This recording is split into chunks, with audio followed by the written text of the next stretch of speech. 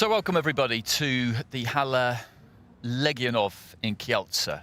I'm Andy Clark. I'm bringing you coverage of Ring B. My colleague Ronald McIntosh is over in Ring A, and here's a schedule for Ring B. We start off with the men's flyweight division, 52 kilos. First up, we have Ruben GARBOYAN of Armenia up against Ali ZAMANOV of Azerbaijan. This day two of the 2021 AIBA Youth Men's and Women's World Championships. And the flyweight segue into the light welters just for one fight.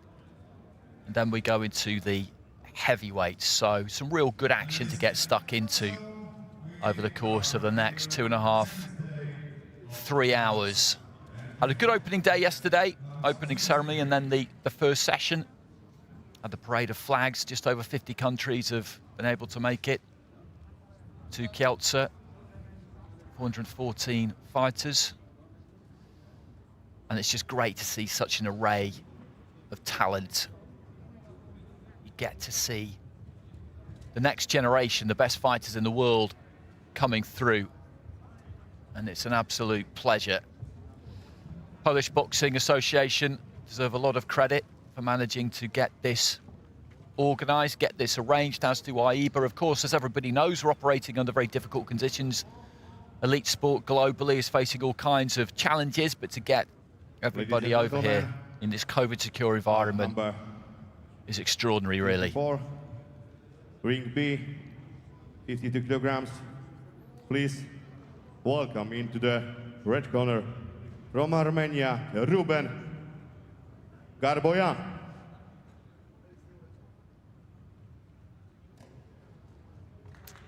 So that's Ruben GARBOYAN just emerging from the doorway there, walking down to his left towards Ring B. 2 rings in operation, and that will be the case until we get to the semi-final stages. From Azerbaijan, Ali ZAMANOV. And for Azerbaijan, it will be Ali ZAMANOV. And whoever wins this fight, they've got a Thai fighter in Danakon Ayonyim awaiting them in the next round. Fights coming thick and fast in the prelim stages. Had a quick wander out backstage earlier on, probably about an hour and a half before boxing started. There's still a good few fighters out there just warming up, staying loose. It's a constant hive of activity, this arena, and it will be over the next 10 days. Of course, fighters weighing in constantly in AIBA competition as well to keep that weight off. 3 Latvia, 4 Ireland, and 5 Bulgaria. The referee from Korea, Kim Yong-in.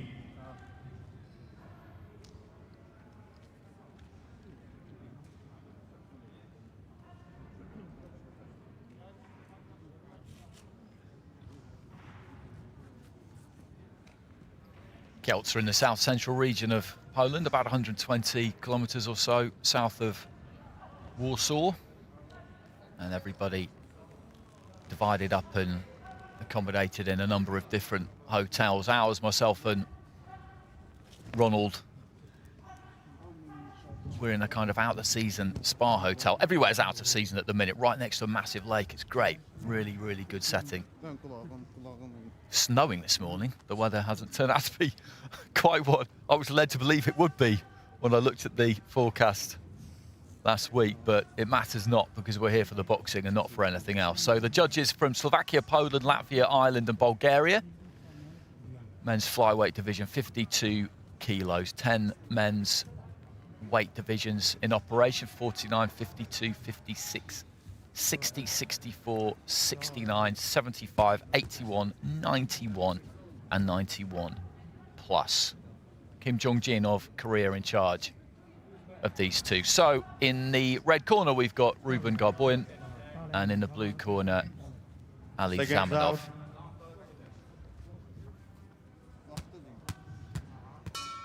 Round 1.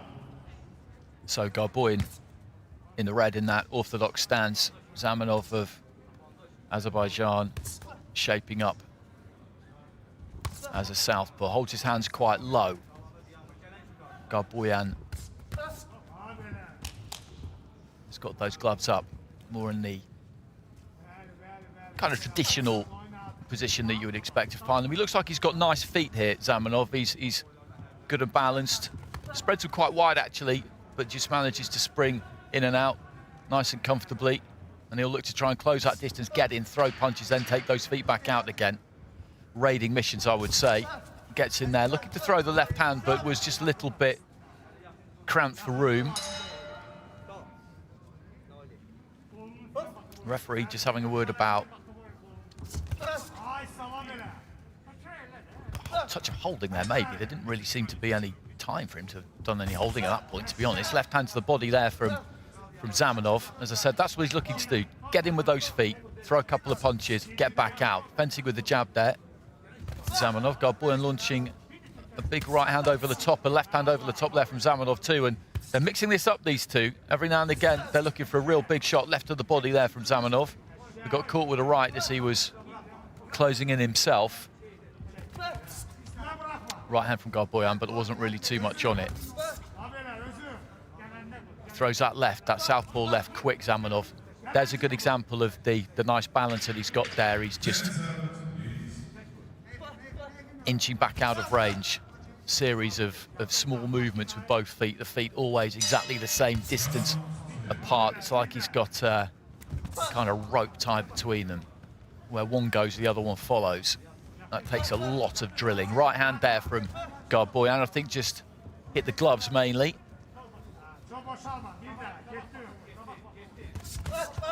Left to the body there from Zamanov. Decent right hand there from Garboyan towards the end of the round, but then just got caught as he was trying to push Zamanov back onto the ropes. Good work off the ropes there from Zamanov. He did have an opportunity to counter there, maybe. Didn't quite take it as he just stepped away to his left-hand side, and then the 1-2 fell short. The left hand got through that time. It's a good fight, this. Zamanov maybe just coming in with his head a little bit low there. Final few seconds of round one. Garboyan, of the two, is a little bit more deliberate, slightly more robotic. Zamanov is fluid. Dips in with the left hand there, but just get caught as he looked to try and open out himself there again, Zamanov. And he was trying to be quite expansive towards the end of the round there, but there was a couple of good shots coming back there from Garboyan.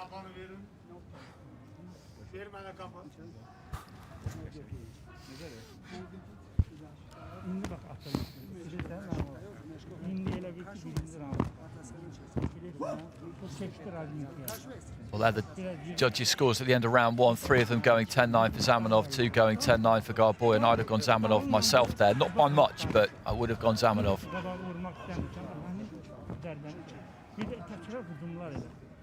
He's got a kind of better look for the judges, Zamanov. He looks good and proactive, the way he moves those feet in, out, keeps that upper body on the move. Throws quite eye-catching kind of shots. That shouldn't really matter, but it can get in the heads of judges quite easily when you've got a tight round and you're looking to try and find a winner, which you must do, even if it's by the barest of 10-9 margins. Then that kind of aesthetic can play a part. Shoelaces untied there. Zamanov. Judging for AIBA officials is about interpreting dominance. That's what the ringside judges are looking for, and it's left entirely to their discretion as to how they assess that. You can get knockdowns, of course, you can get standing counts as well, but unlike professional boxing where they will result in a point being deducted from the opponent who suffered it, that doesn't happen in AIBA boxing, and it's a good system because sometimes you can get a flash knockdown which doesn't really mean anything, and in pro boxing that will see the fighter win the round 10-8, a lot of the time quite unjustifiably. But you could get knocked down in AIBA boxing and still win the round. That is very much a possibility because they're just looking for that balance. They're looking for who on the balance of the 3 minutes has done the better punching, the cleaner punching.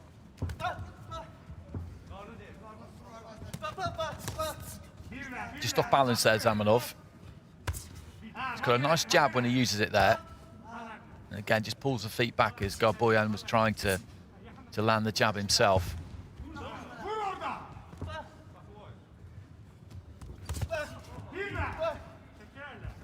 leading off with a hook there, Zamanov. Garboyan's, he's compact, he's organised, he keeps it quite tight, he doesn't really give you much, and Zamanov is always looking and just complaining there that Garboyan's kind of pushing down on the back of his head, and I think he's maybe finding this a little bit frustrating possibly as we head towards the midway stage of the contest. Garboyan's not flashy, like I said, but his basics are pretty good. Short with the jab there, Zamanov looking to try and close in. Got a bit square there, Garboyan. He's looking for the right hand.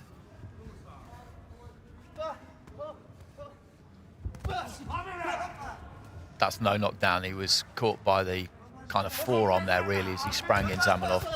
Nice 1-2 there from Garboyan. Zamanov answering back. Good left hand from Zamanov. That's more like it. Really took his feet into range there, which he doesn't always do. He didn't there when he threw that left hand, that wide left hand. He's not really close enough, and he kind of smears with it.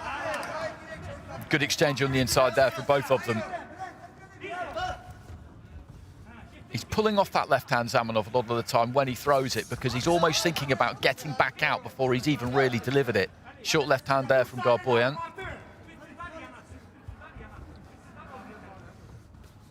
It's understandable, because ideally what you want to do is land your own punches and get away before your opponent can reply, but that's not always going to be possible. Final 30 seconds of round 2. Left to the body there from Zamanov. Good jab from Zamanov as well. Garboyan's right was caught on the gloves.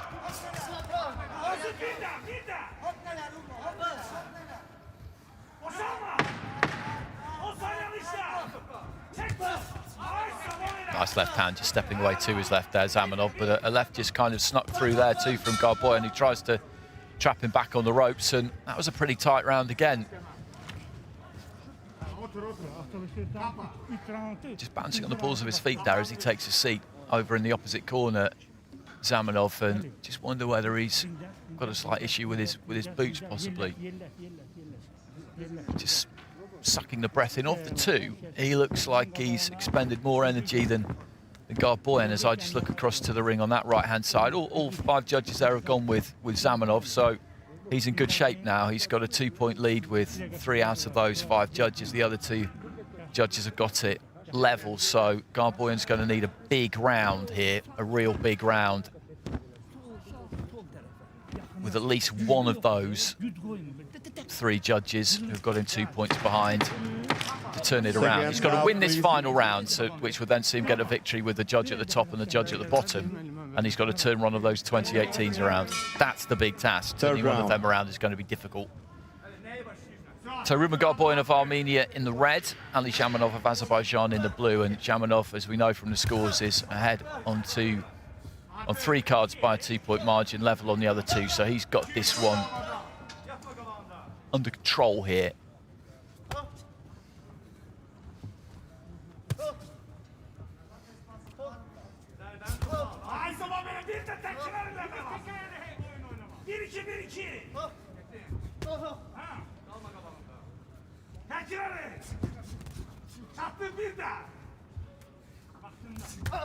Good right hand counter there from Garboyan. He threw the left hand there, Zamanov, missed with it, and stayed exactly where he was.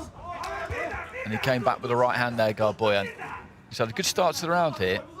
First minute of round 3.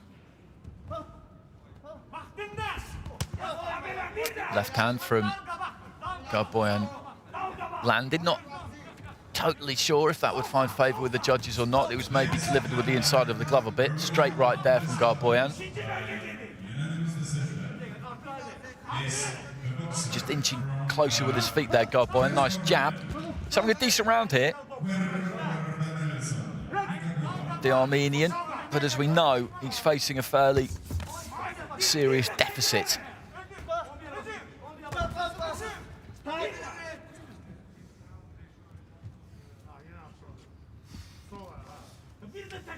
Again, the lace has come undone. Just gives both fighters a chance to have a little bit of a breather.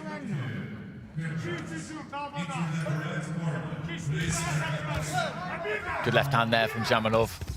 And he's looking aggressive now as we head in towards the final minute.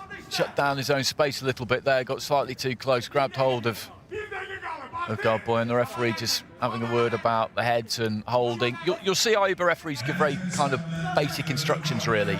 Use a lot of gestures to make sure that the fighters are absolutely clear with what they're saying to them. They won't look to get involved any more than they absolutely have to.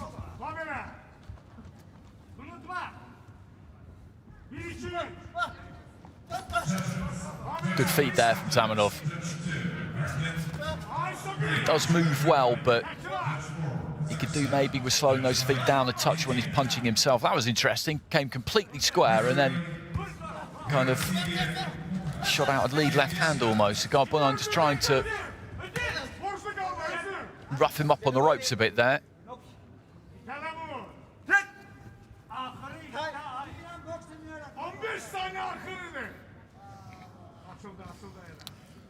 Well, his boots come undone again here, and this is getting a bit ridiculous, to be honest. They need to take care of that. He's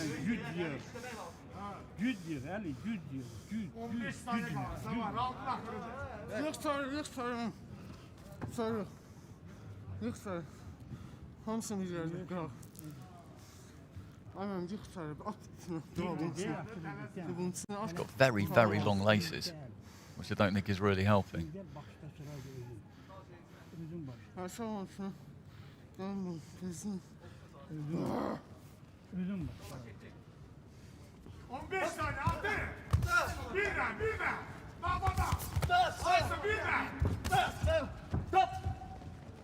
Well, they both end up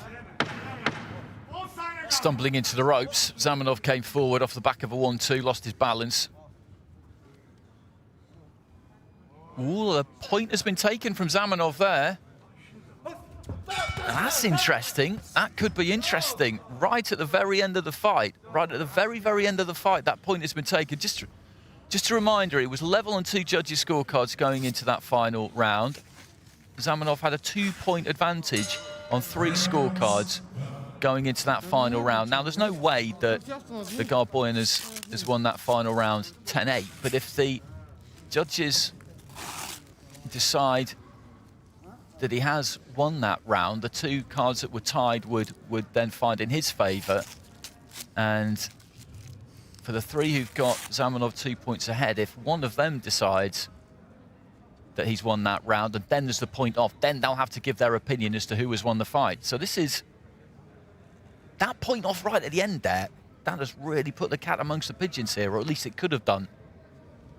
Ladies and gentlemen, the winner by split decision from blue corner, Ali ZAMANOV, Azerbaijan. Well, ZAMANOV gets it by split decision. So 2 cards level there on 28-28. The other 3 have gone 29-27. And they all scored that final round 10-9 for ZAMANOV, which meant that he was home and clear. If GARBOYAN had got the nod with some of those scores and with the point off, then it could have been interesting, but we've got a winner by split decision, and it is Ali ZAMANOV of Azerbaijan. He goes through to face Danakon Ayonyaim of Thailand in the next round.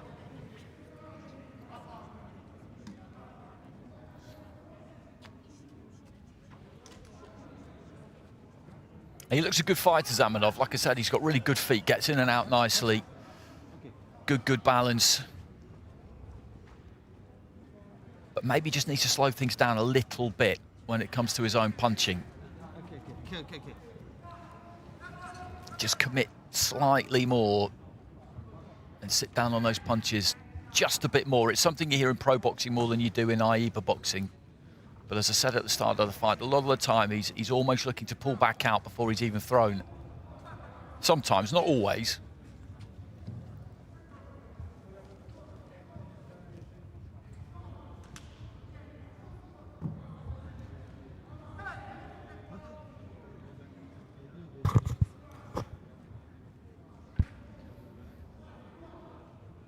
Bout number 35 in the ring B, 52 kilograms, please, into the red corner from Belarus, Uladzislau SMALOUSKI.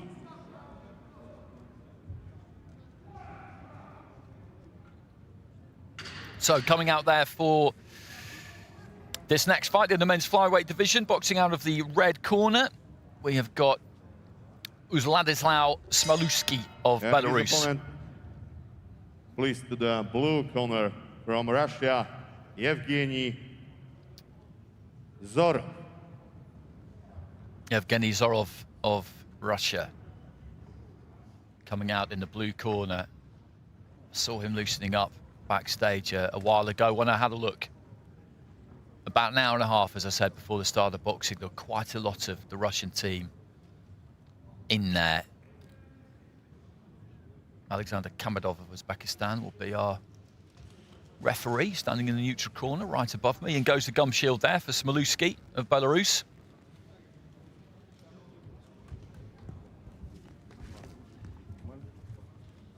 And through the ropes comes Evgenii ZHUROV.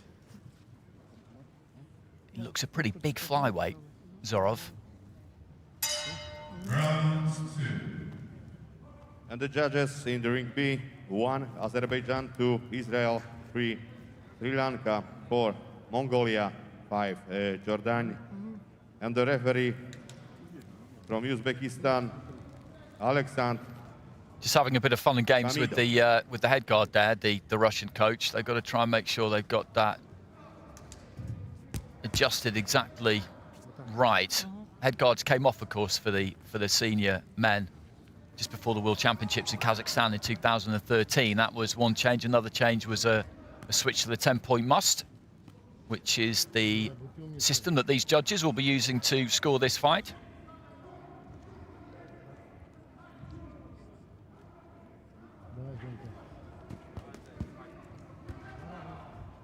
Seconds out. He's still not quite happy with the head guard there, ZHUROV. It looks okay Round now. 1. So into the first, is scheduled for 3 3-minute rounds, of course. In the men's flyweight division, we've got Uladzislau SMALOUSKI of Belarus in the red and Evgenii ZHUROV of Russia in the blue.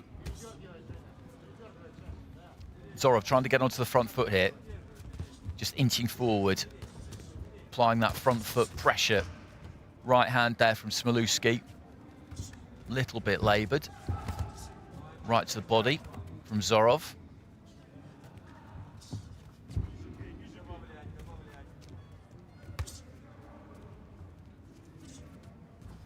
Just short with the jab there, SMALOUSKI. Right hand from SMALOUSKI, but he came over the top of it with a left there, ZHUROV, and then again through the left hand. Double jab. ZHUROV allows him to close the gap. The second one got through, then used his feet nicely just to pull back out of range.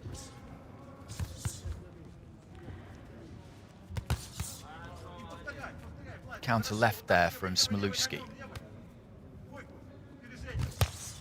Looking for that big left hand. He's always looking for that left hand, ZHUROV. Got different kinds of styles here between these two, and again, he's got a problem with the head guard here, ZHUROV. He's not totally happy with the way it's sitting, and I think it's quite tight enough. I think that's the problem. I don't think the chin strap is tight enough for him, and you can probably feel it shifting around on his head slightly, which is not at all what you want. He's come out full of intent here. He's in with an opponent in SMALOUSKI, who looks technically pretty sound, and it's ZHUROV who's looking to be the more expansive of these two, really. Both of them boxing out of the orthodox stance. Got caught there, SMALOUSKI. Wandered in a little bit behind his right hand, and ZHUROV picked him off with the counter.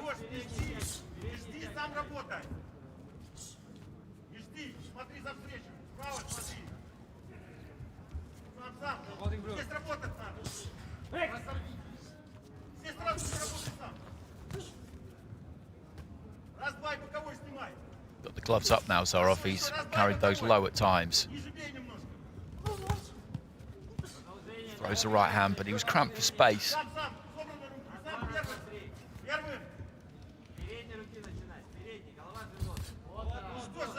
SMALOUSKI just dipping to his right-hand side, did get caught by the right hand, but rode it pretty well. It's a good technical battle between these two.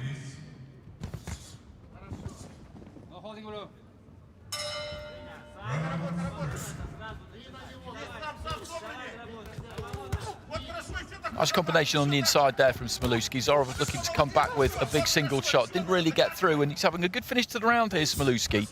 Putting his punches together nicely. Just working, always working. ZHOROV, of these two, can tend to look for the big single shots a bit.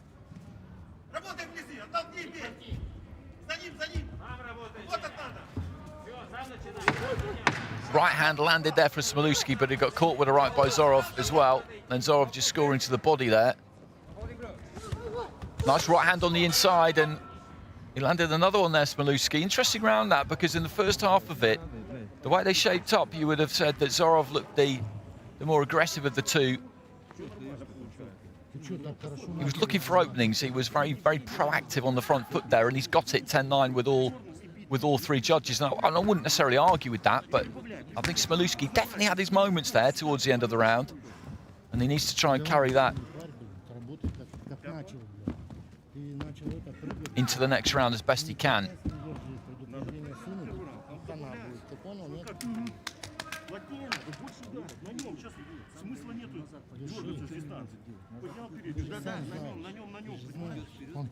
Начал вообще как этот, начал вообще как мешок, а ты смотришь и ничего не делаешь. Давай. Seconds out, please. That left hand that landed there from ZHOROV, that's a good example of a punch that the judges might not credit too much, because it did land slightly with the inside of the glove, and what they're looking for is punches delivered with the knuckle part of the glove to the scoring area, which is the kind of front side of the head and the torso. Just dipping down and looking for the right hand, and again he's just kind of looking to adjust that head guard, ZHOROV, and he's obviously still not quite happy with it, which is not going to help him. It's just something that can get into your head, and it's an extra concern that you really don't need. It's difficult to work out exactly how that has happened, because these are standard issue. Everybody's wearing the same kit, so you would have thought you would have figured this out over the course of the last few days and found one, or found a way of putting it on that suited you. Long right hand there from ZHOROV.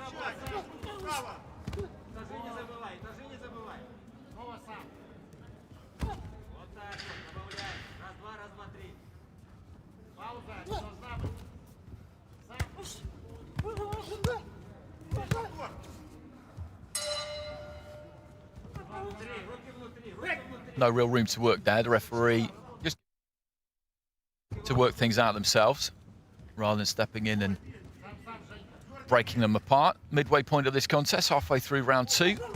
Vladislav SMALOUSKI of Belarus in the red, Evgenii ZHOROV of Russia in the blue. This is the men's flyweight division, day two of the 2021 AIBA Youth World Championships, men and women, here in Kielce in Poland.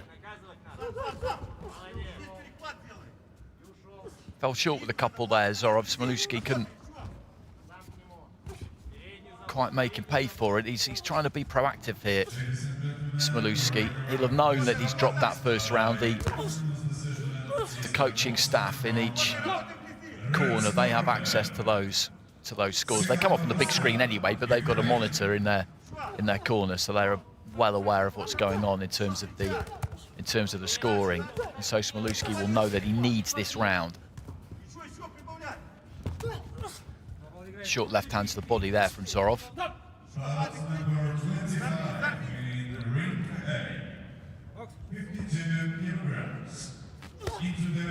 Looking to launch into a big left hand there, SMALOUSKI. Didn't land it.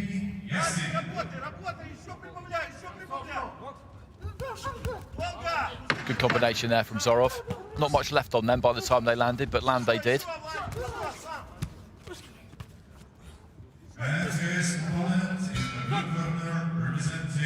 Bell goes at the end of the round, and as I mentioned, that's a round that SMALOUSKI very much needed, and he hasn't got it. So it's 10-9s all across the board there to Evgenii ZHOROV, who now has a 20 points to 18 lead with all 5 judges. So what he will need to do is he will need to turn 3 of those scores around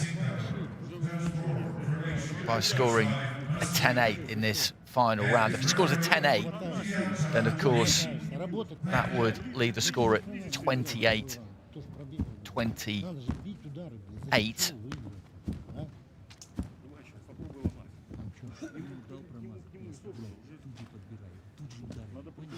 In which case, then the judges who've returned those scores would have to just decide one way or the other. Seconds out, please. Who they feel has won the fight. Third round.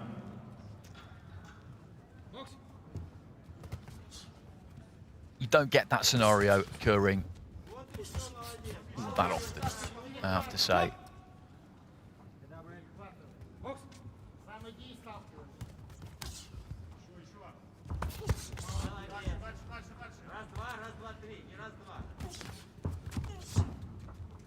And he knows this, SMALOUSKI, that he's got to go looking for ZHOROV, which may give ZHOROV some good opportunity. SMALOUSKI with a couple of swings there, a couple of misses. ZHOROV had taken his feet back out of range. Wasn't in a position to launch any counters. No, that looked okay to me. The left hand was pretty much bang on the belt line, maybe towards the top half of the belt line.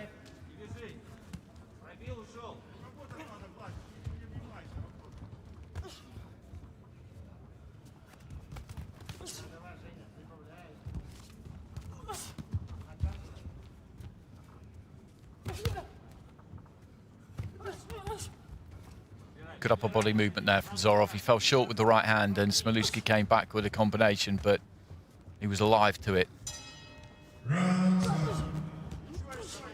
Again, dipping low at the waist there, ZHOROV.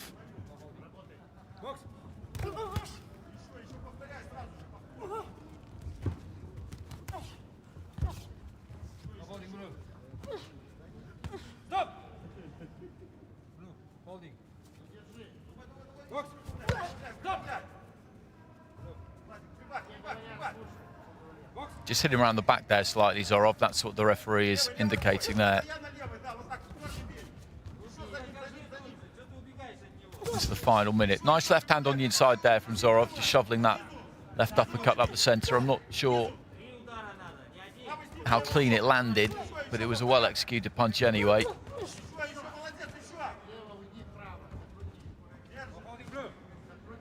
ZHOROV happy enough just to tie SMALOUSKI up in that situation. He's got this in the bag now. There's no way that he's dropping this round 10-8 unless something extraordinary happens in the conclusion of it.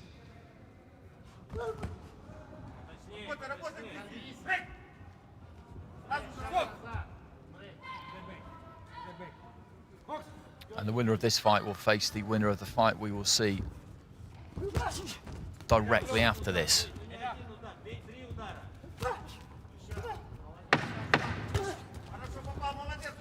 SMALOUSKI just shrugging ZHOROV off there, trying to look for a big finish. He knows that he's behind here, and there goes the bell.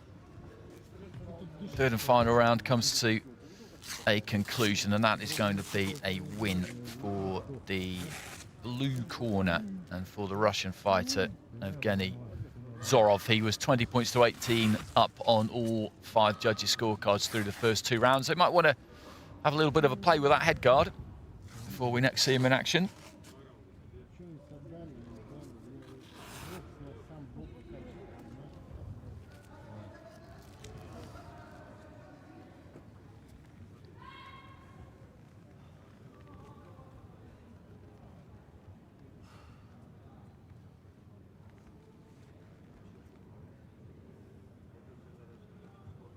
Ladies and gentlemen, the winner of this bout by unanimous decision from the blue corner, Evgenii ZHOROV, Russia. So as expected, ZHOROV gets it, and he has swept that one every round. 10-9s in rounds 1, 2, and 3 with all 5 judges. So 30 points to 27 across the board, and he takes his place in the next round, where he will meet the winner of our next fight, actually, which is between Laszlo BERNATH of Hungary and Jakub KRZPIET of Poland. They're next in the ring. No seeding in the AIBA Youth Men's and Women's World Championships, just a reminder of that. So when the draw was done on Monday by the computer, some people got a bye into the second round, other people didn't. Pure chance.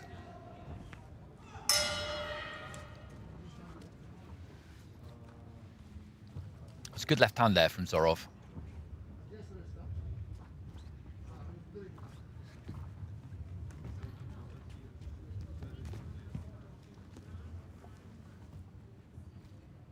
Catching SMALOUSKI with the right hand as he came in there.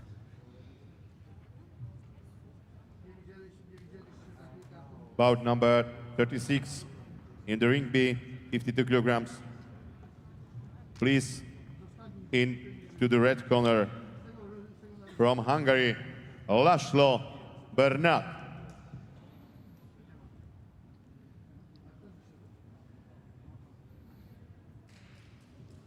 So making his way into the red corner here, representing Hungary, Laszlo BERNATH.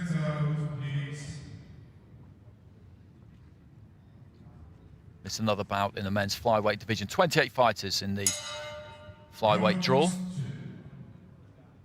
And his opponent in the blue corner, from Poland, Jakub KRZPIET.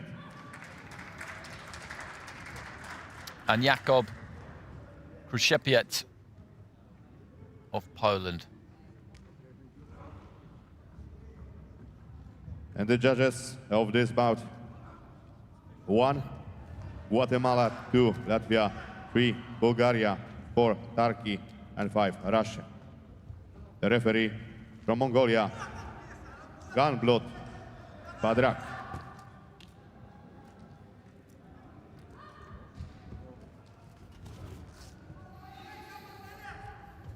BERNATH, as mentioned, representing Hungary. And one of their most famous sons is in attendance this week, because AIBA appointed Istvan Kovac, Koko Kovac, the Secretary General of AIBA, earlier in the year. 2-time World Amateur Champion, 2-time European Amateur Champion, Olympic gold medalist in 1996, went on to become a professional World Champion as well, and great to see him involved, somebody who knows the sport inside out, back to front, knows exactly what athletes need. Always good to have somebody with that kind of knowledge and experience on the inside of any organisation. So here we go into the start of round 1. Laszlo BERNATH of Hungary in the red, KRZPIET of Poland in the blue. KRZPIET looking aggressive here. I think he's got a slight problem with his head guard there, maybe, BERNATH. That's not the first time we've seen that, or maybe it's just the way he holds his gloves when he's taken the guard position, and he just drops down to a knee there, KRZPIET, and, well, he's got an issue with his. It's not quite tight enough. Okay, well, they seem to have sorted that out. He made an aggressive start there, KRZPIET. Looking for a right hand there, though, BERNATH. Kind of came over the top with that one. A nice combination on the inside from KRZPIET, just finished on the uppercut. Good quick start from both of these two. In BERNATH, you've got the fighter with the longer levers. He's got a definite reach advantage there. Not much of a height advantage, but a real reach advantage. You can see he's got long, long arms. And he can try and keep this on the outside if he wants to, if he's so inclined. KRZPIET needs to get closer. and does just that there. Left hand to the body. Right hand came in from BERNATH, but it was kind of around the top of the head.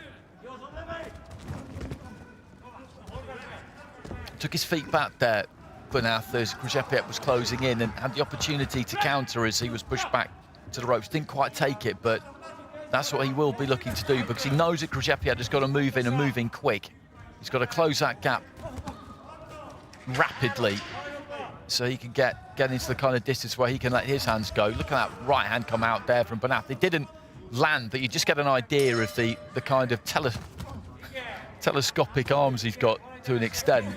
Sometimes you look at a fighter and you look at their arms just drop down by their side, and it's a common thing because having those long arms is something that suits you as a fighter. Lovely jab there from BERNATH, and that just caught KRZPIET as he was on his way and completely offset him, and he had to take a step back and start again. And BERNATH really should be doing more of that, looking to do more of that, because he's got that distance, and if he could just hit KRZPIET with that jab, it doesn't have to be clean to the head, it can be anywhere, shoulder, chest, anywhere, then it's just going to take that balance away and make him start again. Did it again there. There was nothing really on that, but it doesn't really matter. It just stops him.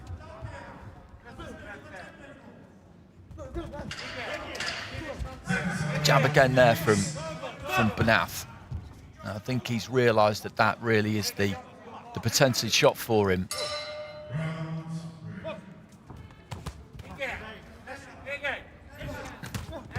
Just dipping his head a bit there, KRZPIET, as he was trying to make his way in. Left hand there from BERNATH, who's been more dominant as the round has gone on, I would say. He's done a lot of good work here, KRZPIET. He's had some success, certainly. Looking for the big right hand at the end of the round there. BERNATH didn't quite land it. And KRZPIET has got it with four out of the 5 judges there. He was aggressive. He was always looking to come forward. He threw plenty.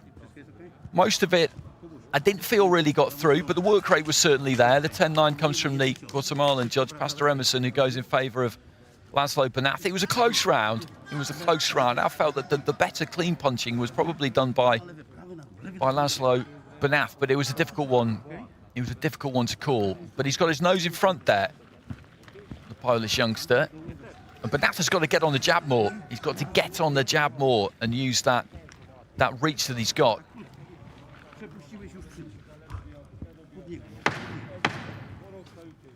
Seconds out, please.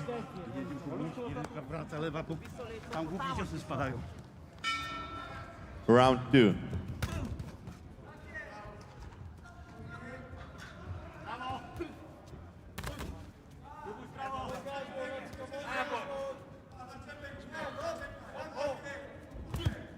Jab to the body there from BERNATH, and again goes upstairs, and you just see the head snap back there of KRZPIET, who's just touching with his lead hand. Right to the body there from BERNATH. Looking for that left to the body there, KRZPIET. Didn't quite land it, but good jab, just as BERNATH was looking to open out himself. Good fight this, nice right hand on the inside there. There's a real sense of urgency about these two. BERNATH, particularly in this second round, just trying to cuff KRZPIET with that right. Straight right, followed by the left from BERNATH.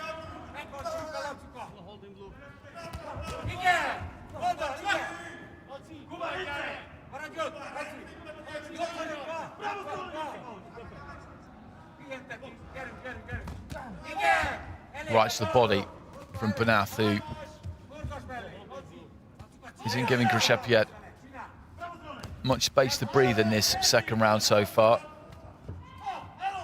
Holding those gloves low now, relying on the reflexes, shoots that right hand through straight, but KRZPIET manages to elude that one.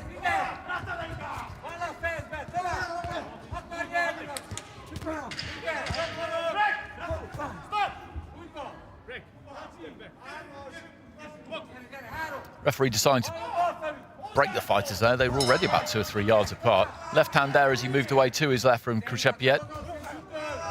And good jab. He throws a good jab every now and again, just as BERNATH is looking to try and open out, and he's maybe just slowed down a bit here as we enter the final minute of round 2, BERNATH, because he put plenty into the first couple of minutes. He's turning southpaw, and KRZPIET just having a bit of joy here, gets up tight, throws a couple to the body. Big single shot there from BERNATH.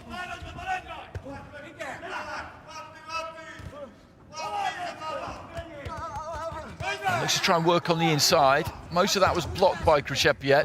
KRZPIET then just looks to try and walk it back to the ropes, and they both end up squaring off, having a word with each other. The referee has got in there and I think did issue the instruction to break. Bit messy in the final stages of the round. Left hand there got through. KRZPIET was just knocked back onto his heels, and he gets pulled back into the corner there by BERNATH, and KRZPIET did just kind of pin his arm as well. The referee needs to get hold of this a bit, really, because he's not really making himself all that clear at times as to whether he wants the fighters to break or whether he doesn't. And you can sense that confusion at times. So that's the end of the second round, and the scoring of this second round will be absolutely critical.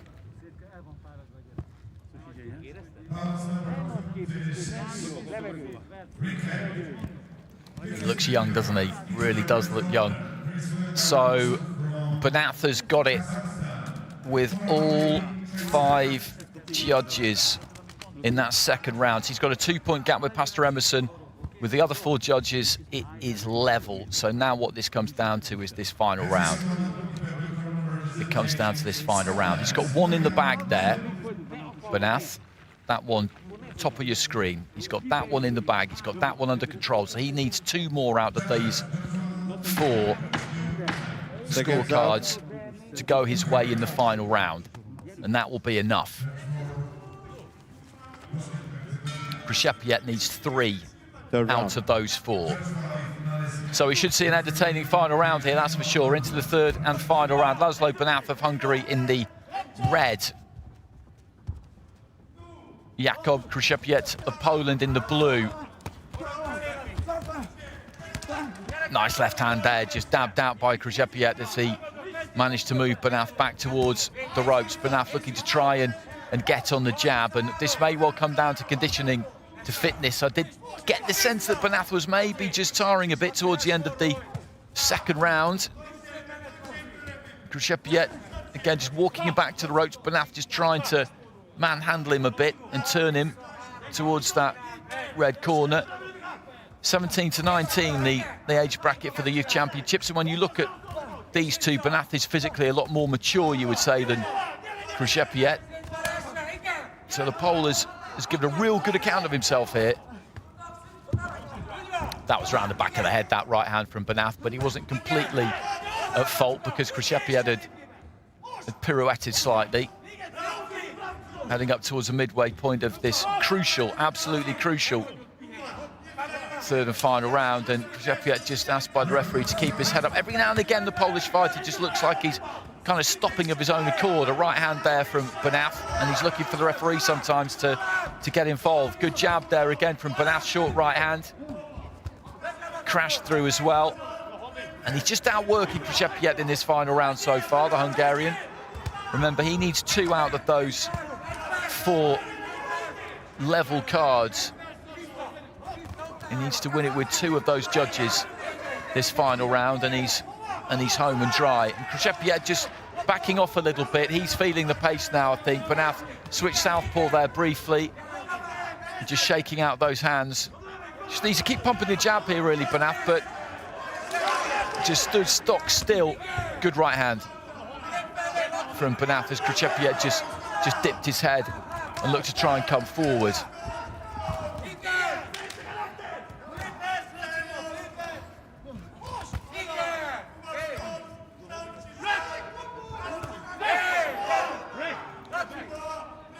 Caught him on the break there. The referee, I think, had issued the instruction to break, and he just threw in that right hand. He apologised for it immediately. Into the last final stretch of the fight here, the remaining 20 seconds, and BERNATH is heading towards a win here. You would say that he's winning this final round. KRZPIET, as I said before, this is a top effort by him because he's in with somebody here who, as I said, is He's got a serious advantages on him here physically. The bell goes at the end of the third and final round, and BERNATH is pretty confident there, I would say. Just a reminder that going into that final round, he was 2 points up with one judge, and it was level with the other 4.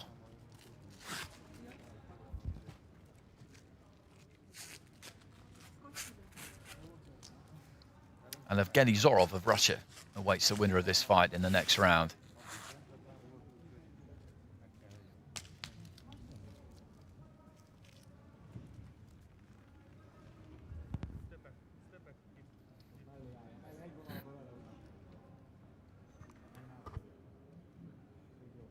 Ladies and gentlemen,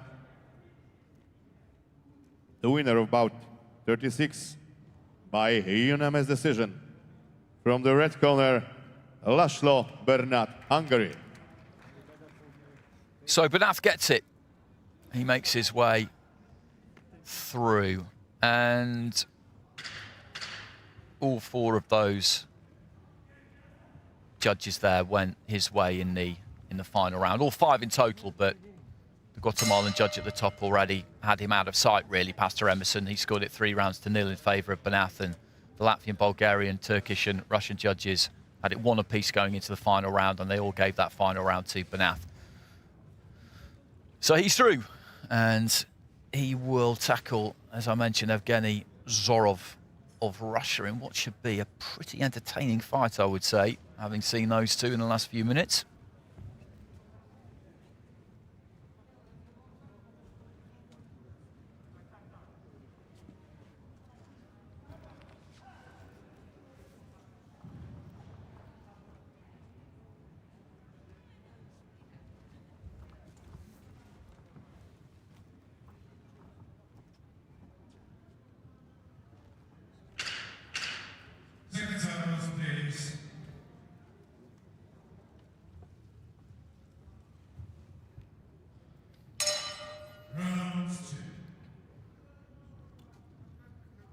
Bout number 37 in the ring B, 52 kilograms.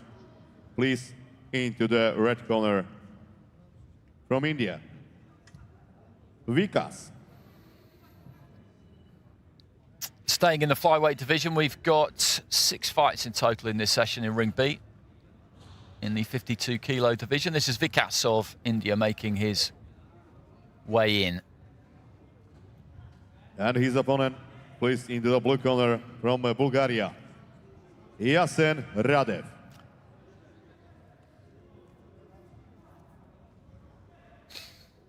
Vikas makes his way round to the red corner, just a few yards to my right-hand side. Had a sit down in that corner earlier on, just pulled in the retractable stool. Very comfortable it is too.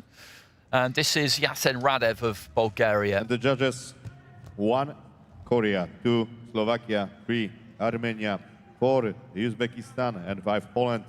And the referee from Jordan, Yunis Nabel. There's RADEV.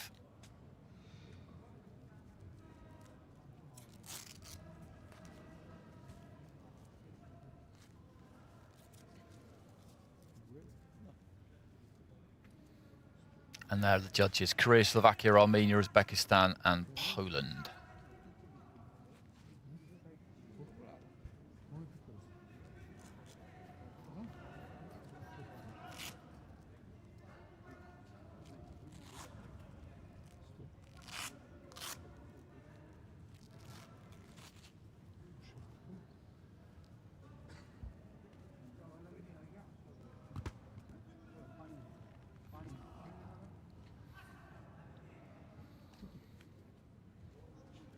Usual ritual from the referee, checking the gloves,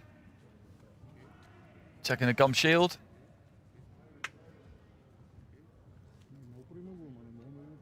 All fighters use the same gloves.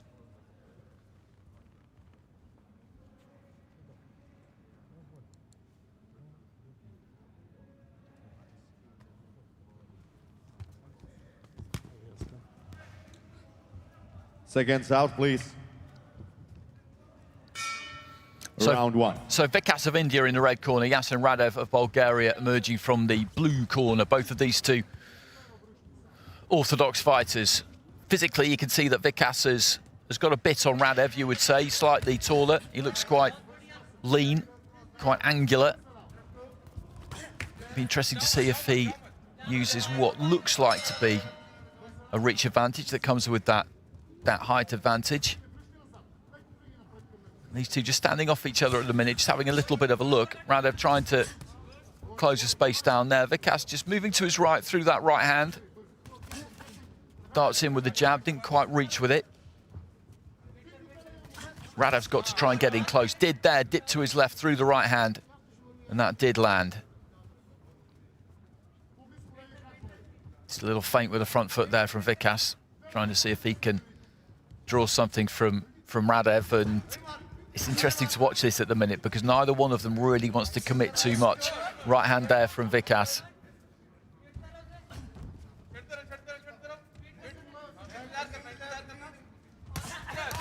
Solid looking right hand there from RADEV. I think it might have been half blocked. Good jab there from Vikas. Be good to see him use that a little bit more because he can catch RADEV with it as RADEV is on the way in. It doesn't necessarily have to be the heaviest jab in the world. It doesn't have to snap his head back, but if he just hits him with it at all as he's coming forward, it's going to send him off balance. And as I've said in previous fights, he'll have to then start again, reset and start again. And he got caught on the way in there, definitely RADEV. Right hand from Vikas was a decent shot.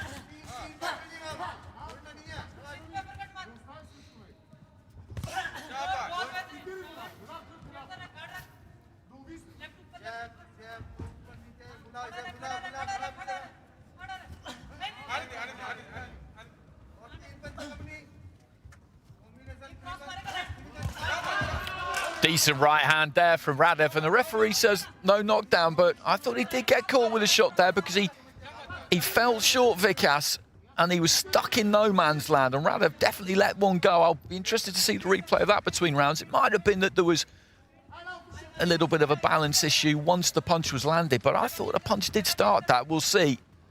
But you can see what happened to Vikas there. He fell short, and he got his feet stuck.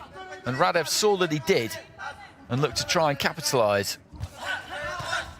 Good short right hand there from RADEV. Knockdowns in and of themselves in AIBA boxing do not result in any kind of point deduction like in professional boxing. It's, as I've been saying, it's about interpreting dominance for the judges at ringside. And they choose to do that on the balance of the 3 minutes of what they feel has landed, on what they feel has had an effect.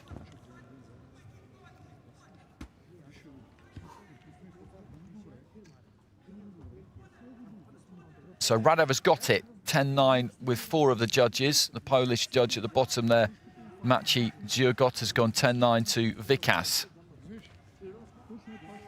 So a good start for the Bulgarian.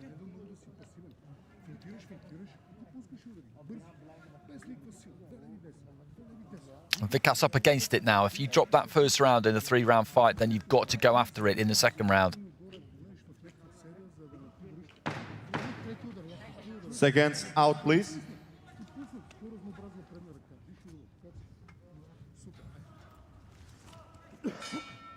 Round 2. Well, we didn't get to see the knockdown that wasn't given by the referee, but as I say, given the scoring criteria and protocol that the judges have to apply in AIBA boxing, the fact that a knockdown not being given by the referee is not the major event that you might assume that it is. Most people watching this will be familiar with how things are done, but maybe not everybody. And a bit of a firefight breaking out here at the start of round 3. These two just standing square and throwing. Vikas knows that he's got to go after this round because he's down with 4 out of those 5 judges, and RADEV is happy just to stand there and have it with him. Little bit of body work there. Vikas looking to try and land something heavy to the head if he can.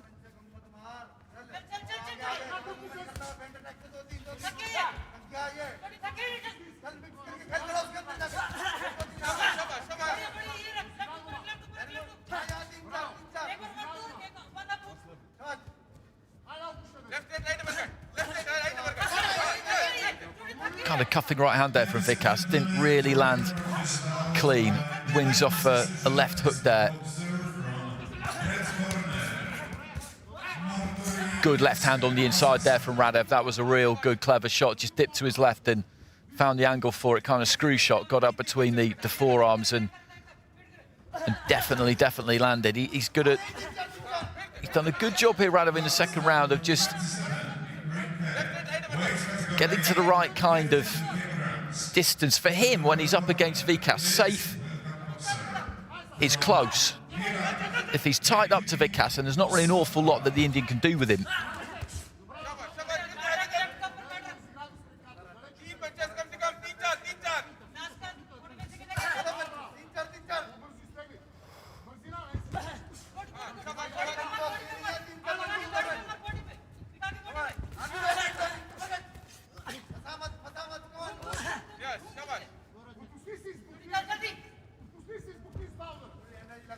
Just stamping with that front foot a little bit there, Vikas. Good long right hand from Vikas.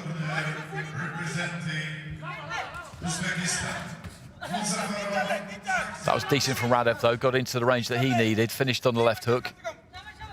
Final 30 seconds of round two, and the scoring of this round absolutely critical. He needs to pull back some of those scorecards, Vikas, having dropped round one with 4 out of 5 judges.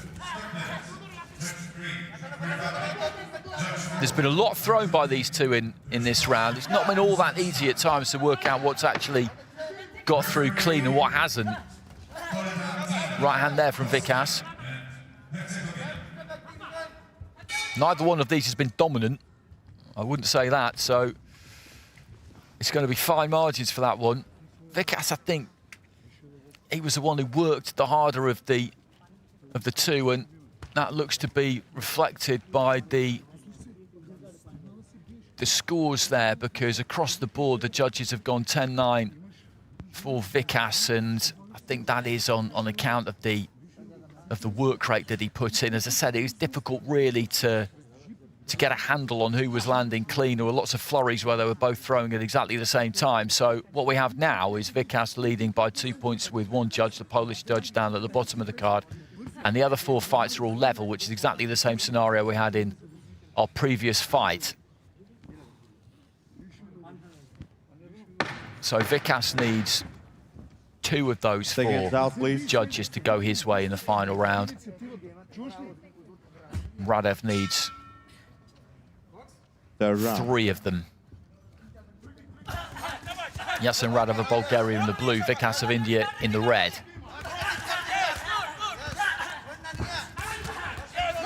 Left hand there from RADEV was decent, but Vikas, who almost didn't really know where he was in the ring because he kind of lost himself slightly just through a reflex left hand, which got through as well.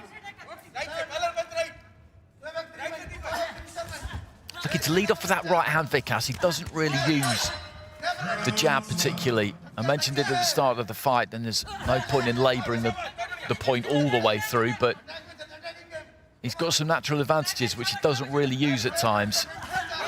Good right hand on the inside there though from Vikas. RADEV with just a little bit of a tired right hand himself.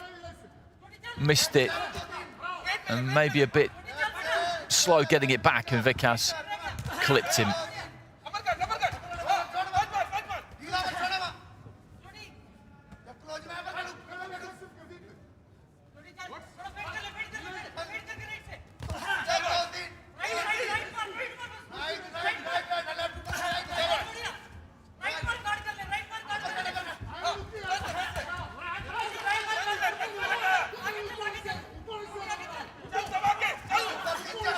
Looking for that right hand again there, Vikas.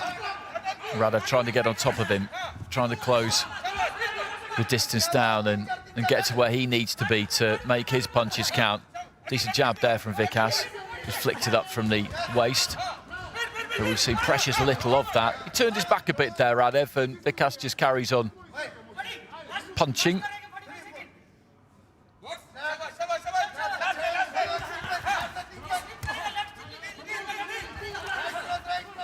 Heads coming together on the inside there, and Vikas letting go with a left and a right. RADEV is looking to try and walk him down here, final minute of the fight.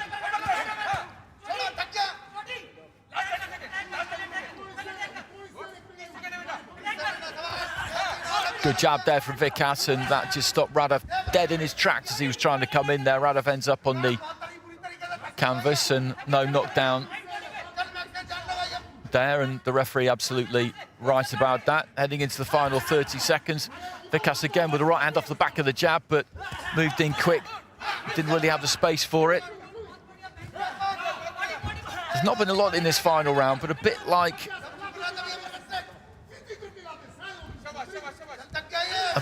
that second round. I think maybe Vikas is going to get it more on work rate. Good jab, right hand, and he's knocked onto the heels of his feet there, RADEV, and Vikas feels that he's done enough, and I would agree with him there. But that was a good fight to watch. That was a good fight to watch, and the dynamic going into that final round was a fairly simple one, really, because Vikas had a 2-point margin with one judge. He needed 2 of the cards that were level going into the final round to go his way. That's what he's going to need to happen. RADEV needs 3.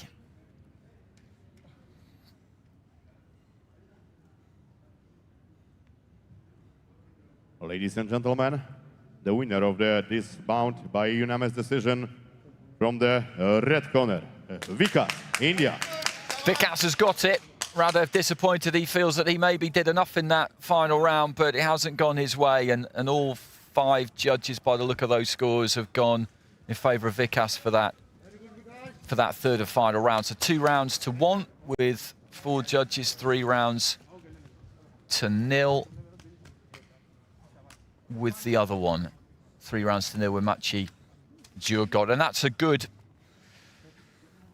display from Vikas, because he was behind the 8 ball a bit at the end of that first round. He was down on 4 cards, and he's managed to win rounds 2 and 3 to get the victory.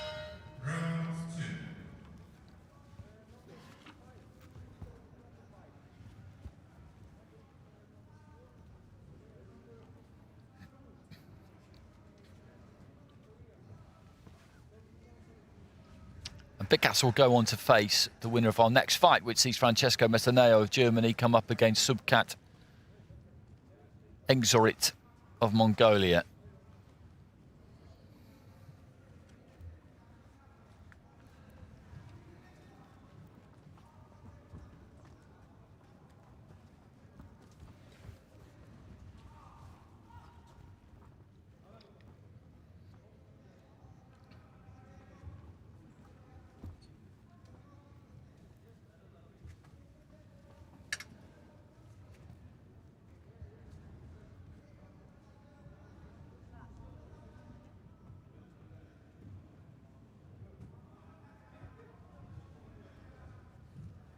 Bout number 38 in the ring B, 52 kilograms.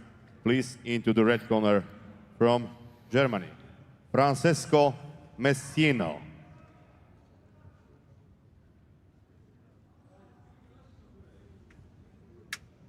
So coming into the red corner representing Germany, Francesco MESSINEO.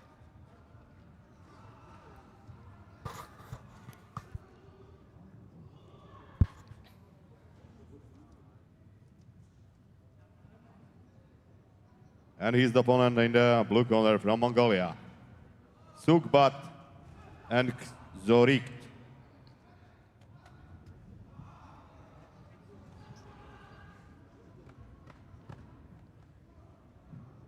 And boxing out of the blue corner for Mongolia, Sukhbat ENKHZORIGT. And the judges of this bout: 1, Bulgaria; 2, Korea; 3, Turkey; 4, Slovakia; and 5, Poland. And the referee from Ireland, Daffy Sadi.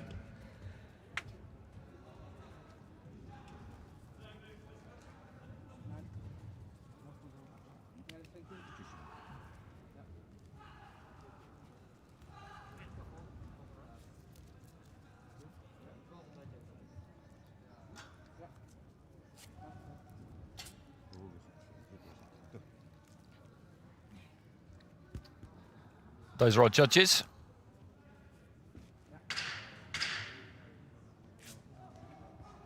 And our referee, Sadie Duffy of Ireland.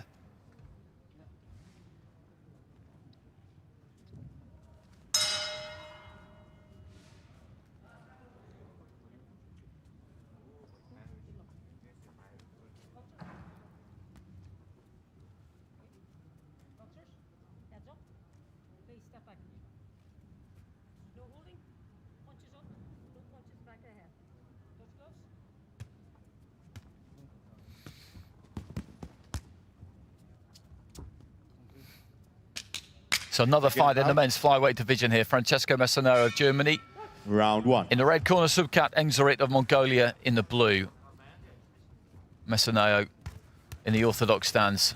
ENKHZORIGT boxing as a southpaw. Good left to the body there from ENKHZORIGT early on.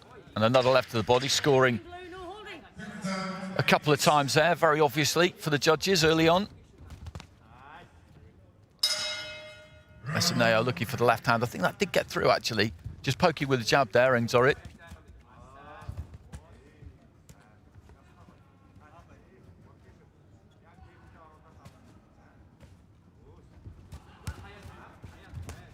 Got caught by right hand there, ENKHZORIGT. Lands a left of his own.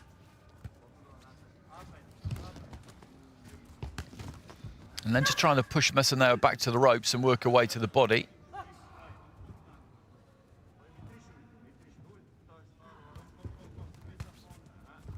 Short left hand just collided with the forehead. Another left hand just caught MESSINEO on the way in. And again there. He's trying to move forward and keep that guard high, MESSINEO, but he's getting picked off quite easily here by ENKHZORIGT at the moment.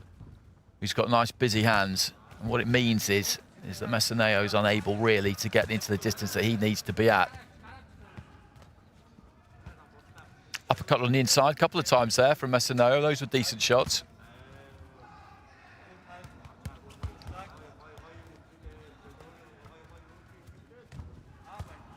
Good right hand there from MESSINEO too.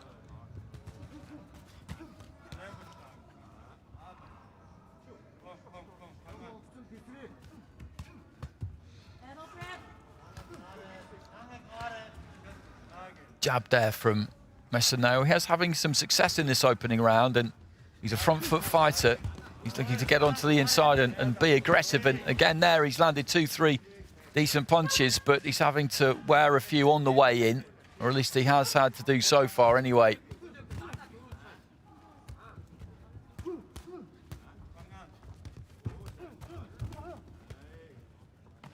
Good example there, 2-3 punches, all hitting the target for ENKHZORIGT, whose head guard has slipped up a little bit there.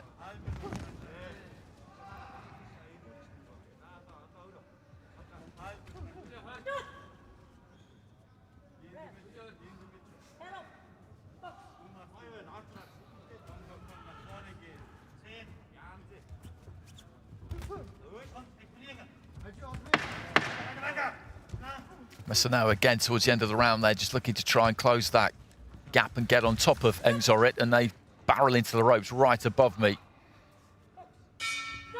Bell goes at the end of the round.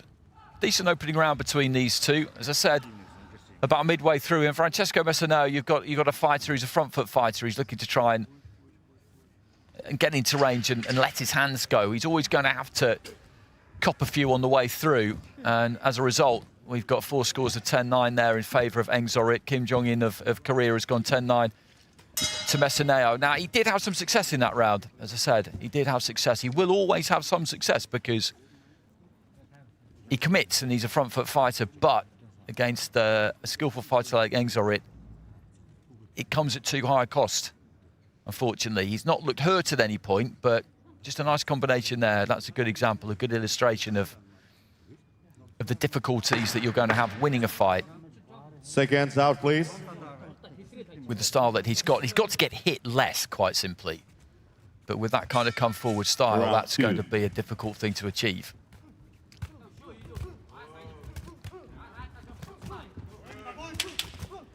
Good combinations there from ENKHZORIGT, but a right hand got through from MESSINEO, which kind of illustrates my point, really. He takes those punches well, MESSINEO. He's certainly got a decent chin on him.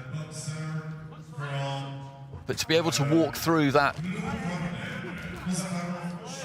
kind of stuff from ENKHZORIGT and win the fight in a 3-round fight, it's a big ask.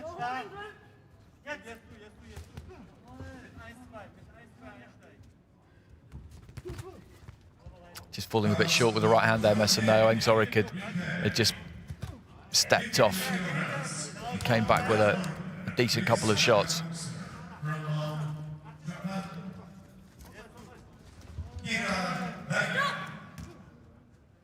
A little bit cheeky there from ENKHZORIGT. Instruction to stop had come in from our referee, and he just let one go. Good straight left hand there from ENKHZORIGT.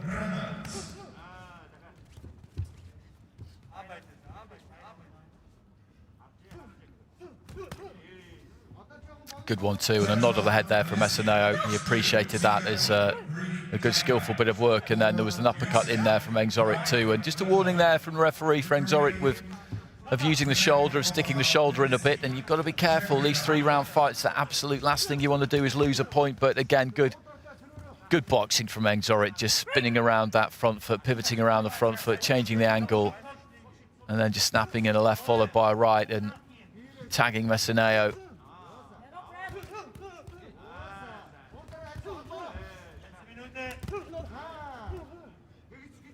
And MESSINEO will keep coming forward for the entire 9 minutes of this fight. That much you can tell from having watched him so far, but he's getting caught with regularity. Good right hand. I thought landed from MESSINEO. The combination came back from ENKHZORIGT, and he gets a standing count there, MESSINEO. He didn't look too pleased about it. I do have some sympathy there. Good crisp couple of punches, but I thought he got a right hand off himself just before that. It's the referee's discretion, of course, as to whether they issue that standing 8. And as I've been explaining throughout the course of this session so far, standing 8 knockdowns in and of themselves, they do not result in any impact on the scoring. Just because you have a standing 8 count given against you, that doesn't mean that you lose a point in that round.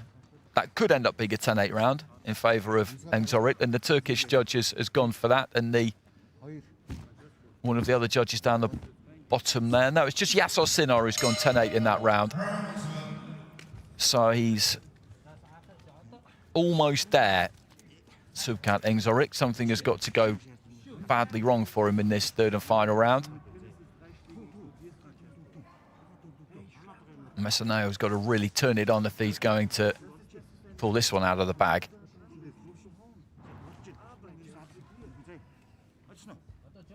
I think that was a combination there. He threw a right hand after he got clipped with the 1-2. And it was then that the referee jumped in and gave the standing 8. So he's comfortably out in front here. 3rd round. Sukhbat ENKHZORIGT.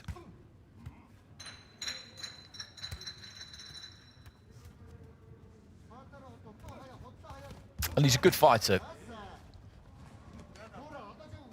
Him against Vikas in the next round could be an interesting one. Right hand there from MESSINEO.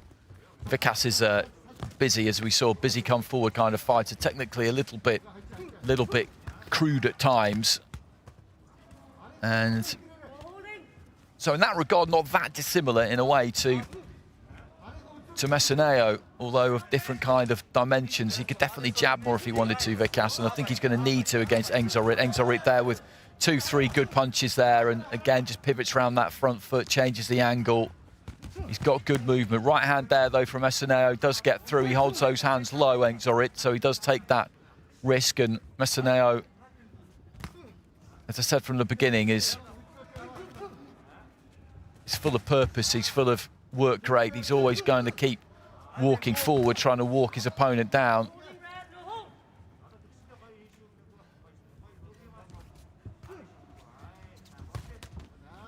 Good short right hand there from MESSINEO. Throws another one, misses.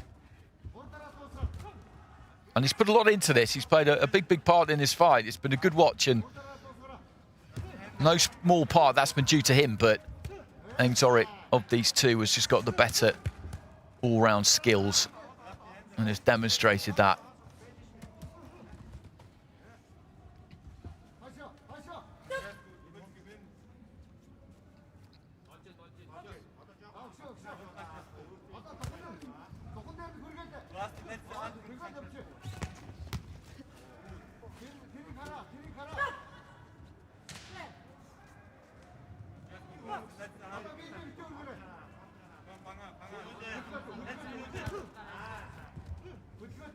Chopping down with the left hand that time.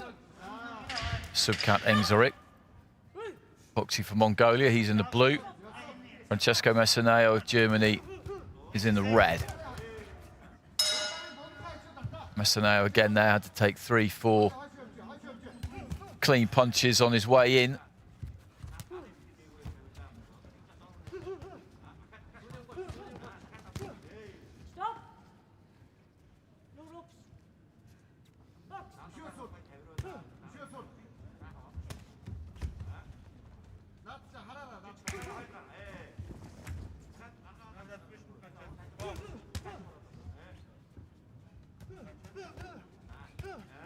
Good long left hand there from ENKHZORIGT. He was just riding at MESSINEO, taking his feet back, so I don't think it had too much of an impact on him. But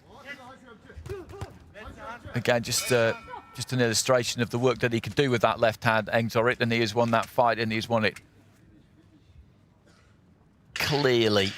But it was good to watch, and as I said, MESSINEO played a big part in that because he's very, very game. He does have some ability, but in ENKHZORIGT, he's just up against a very technically proficient fighter who was just able to catch him on the way in far too often. And you look at that there, there's nothing major about those punches, 3-4 punches, but quick hands, they all land, they all score. And although he's not really hurt his man, in AIBA boxing, it's not about hurting your opponent. You can win a fight without hurting your opponent.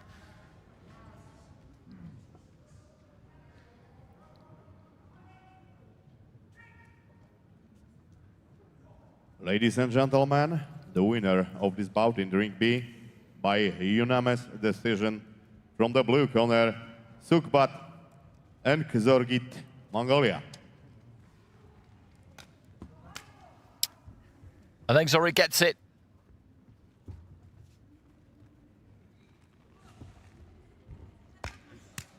And he swept that final round too, 10-9s with all of the judges in that final round. So Kim Jong-un gave that first round, it was to MESSINEO, then everything else has gone. It's gone ENKHZORIGT's way. And there was a 10-8 in there from Yasen in round 2 as well.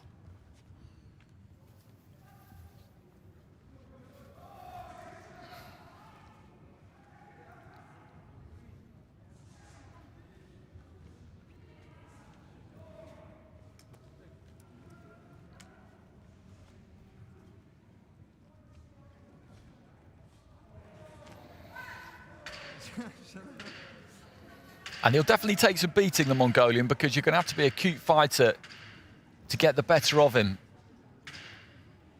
I said at the end there, when we were waiting for the scores to come up, that in AIBA boxing, you don't need to hurt your opponent to win the fight. And what I mean by that, basically, is that it's about scoring punches. Punches landing on a target area with the knuckle part of the glove. That's what you'll hear referees and judges tell you. Now, it doesn't matter particularly how hard they land. It just matters that they do land.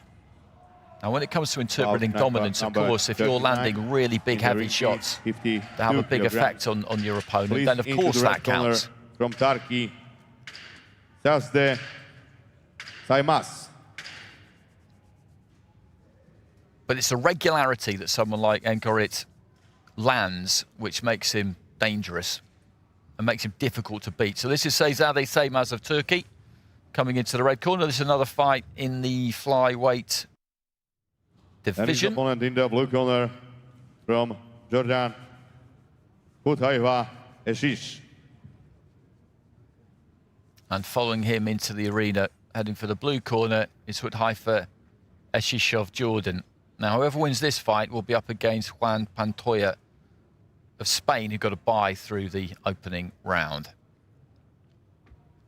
Ladies and gentlemen, the winner of this round by mercy, second round is Kira Daira, red corner, Japan.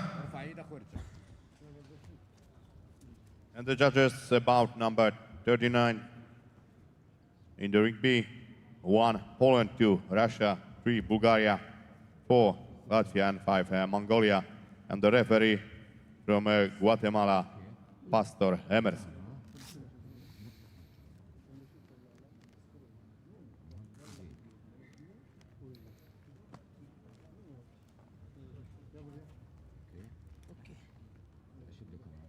اوكي شد كمان شوي تحت تمام اوكي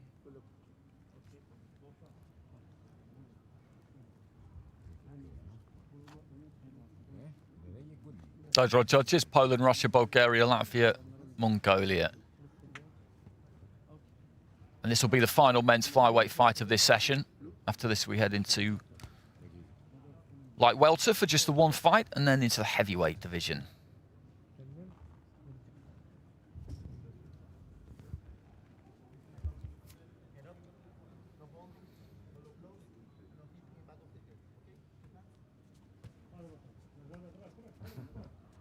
Touch of gloves, and then SAYMAZ just kind of out. Lent in for an embrace there. So there goes the bell. Round 1. And ESHISH of Jordan starting quick here. Both of these two boxing out of the orthodox stance. SAYMAZ of Turkey in the red, ESHISH in the blue. ESHISH is throwing a lot of shots at the start of this fight, and SAYMAZ has got no choice really but to try and go with him. A couple of good left hands there from SAYMAZ. ESHISH is just a hive of activity, a whirling dervish of a fighter, really. There's always something going on. Those arms, legs, a lot of movement there. SAYMAZ, on the other hand, is just a little bit more economical, a little bit more balanced maybe, but he works those hands fairly effectively there, ESHISH. Little jab there from SAYMAZ, nothing major, but he got through. Stiffer jab as he tried to find ESHISH on the way in, and again there he's just maybe finding a little bit of range here, SAYMAZ. As I say that though, ESHISH crowds him again and just works away to the body. It'll be very interesting to see if ESHISH can keep this pace up, because he has gone off like a firecracker at the start of this fight.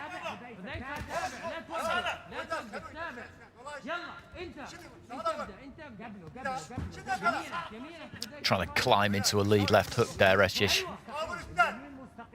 And SAYMAZ is just trying to time him as he comes in.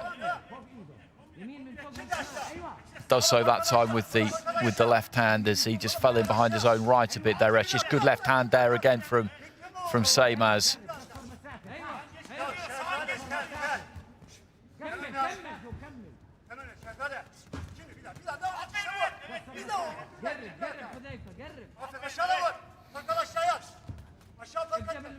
Missing with the left hand there, SAYMAZ. Bit of the snap has just gone off ESHISH heading into the final minute of round 1, which is understandable. Got through with a straight left hand there, though.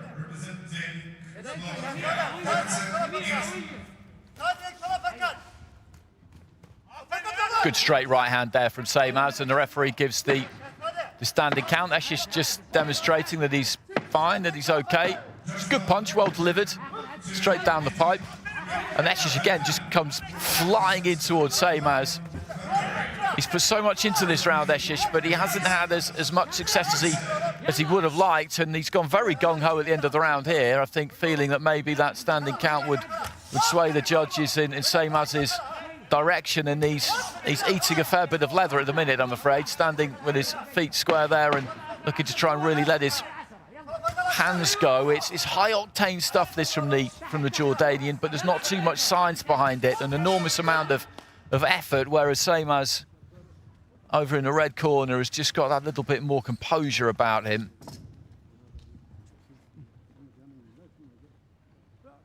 Good round to watch, though. And the judges have gone 10-9 across the board to SAYMAZ. It was a pretty easy round to score. ESHISH with a very, very lively start and did have some success early on, but outside of that first 20 seconds or so, really, it was SAYMAZ who was having the final say. And it suits him that he's got a fighter, I think, like ESHISH, who's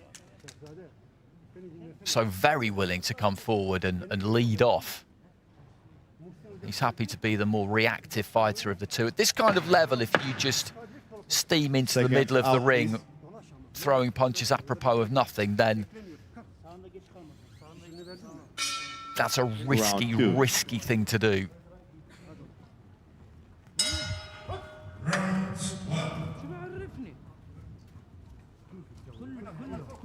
But we're not going to see any kind of change in policy here from ESHISH, because he knows only one way, I would say, and particularly given that he's dropped that first round, and he'll know that he has, he will just have to keep coming forward, hoping that SAYMAZ will wilt onto the barrage at some point. Both of them just trading left hands there. Looking for the uppercut there, ESHISH. Didn't quite get it. That's a good bit of work from SAYMAZ. Lands the right hand, then pulls the weight back. Nice jab from the Turk. Flurry there from ESHISH, but most of that was taken on the gloves. Right hand there from ESHISH, though, did get through, but SAYMAZ is right back in there with a combination.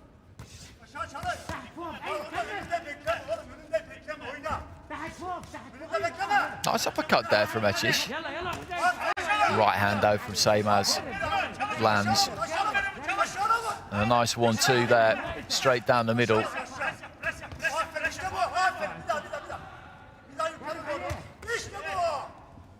Good right hand, just snucking around the back of the guard. But the uppercut on the inside again there from ESHISH. He's had some good success with that when he's got up tight and close. There's the right hand, and the referee jumps in with another standing count. It's a clean, hard shot. He's not hurt, but it's a clean, hard shot.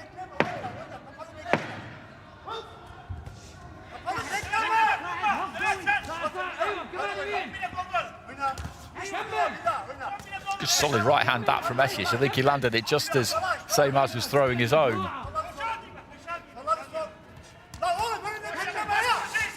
Nice uppercut again there from ESHISH. You see the head snap back there of SAYMAZ, but then you could say the same about ESHISH as he just felt that right hand from his Turkish opponent. Good fight to watch, and a bit like the last one, you know, you've got a fighter in ESHISH who comes forward constantly, and that makes for a good fight, but there's just not quite enough science and technique behind it. Right hand comes in there, and at this kind of level, you're going to get picked apart if you're up against a good operator, and SAYMAZ is a good operator.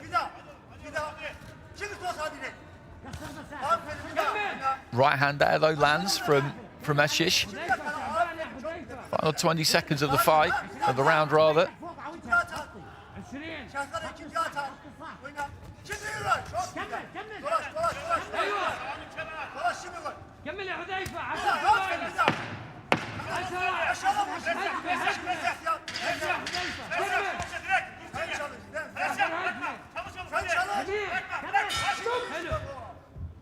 Nice right hand to finish the round there from SAYMAZ, just pulling the weight onto the back foot. And he swept it in the second round, and there's a 10-8 there as well from the Bulgarian judge, who's decided that the level of dominancy displayed in that round justified a 10-8. That's Maria Kavaklieva. So he's in very good shape here, Sehzade SAYMAZ. He's got a 2-point lead with 4 judges, a 3-point lead with the Bulgarian judge. So very difficult to see ESHISH turning this one around. But he's giving it absolutely everything.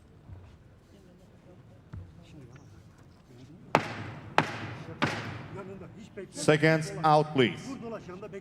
There's that long right hand, and it was off the back of that the referee, Pastor Emerson, just jumped in and gave the standing count.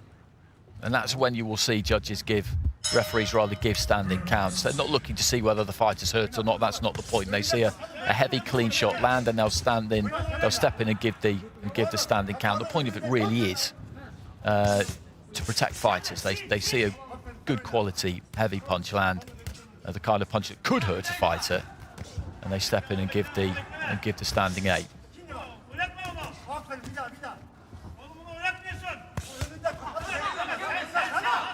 And he's just digging his toes in again here, ESHISH, looking to get onto the front foot and give SAYMAZ as much to think about as he possibly can. He's certainly got terrific fighting spirit. And it's not like he hasn't got through at times, because he definitely has, but for every one that he lands, SAYMAZ, you would say, has landed 3. But he's got a good engine, ESHISH, to be able to fight at this kind of pace. And SAYMAZ is equally well conditioned because he's been able to stay with him. And you just look at the way they fight it. You've got one kind of, they're fighting at 2 different speeds almost. One seems to be fighting in fast forward. ESHISH with a good right hand there, just knocked his man back onto the ropes and then let another couple go. He's having a good spell here, ESHISH, and he knows it, just trying to step on SAYMAZ, who is looking to cover up a little bit here. There's not much coming back from the Turk at the moment, and ESHISH just going after him, just past the midway point in round 3, and he just needs to push this as hard as he possibly can here, ESHISH. He needs something huge to turn this around in the final round. But he's just gone into his shell a little bit, SAYMAZ. I don't know whether he was slightly buzzed by one of those 20 seconds or so ago, but there was just a passage there where, for the first time, he wasn't really throwing too much back, and ESHISH just stands square in front of him there, gets on top of him, and he's got him backpedaling here, the Jordanian. He's having a good round. Right hand there, though, from SAYMAZ, and finally, he does start to stir. But it's been boxed at some pace, this, it really has. And I think SAYMAZ may be just beginning to feel it for the first time.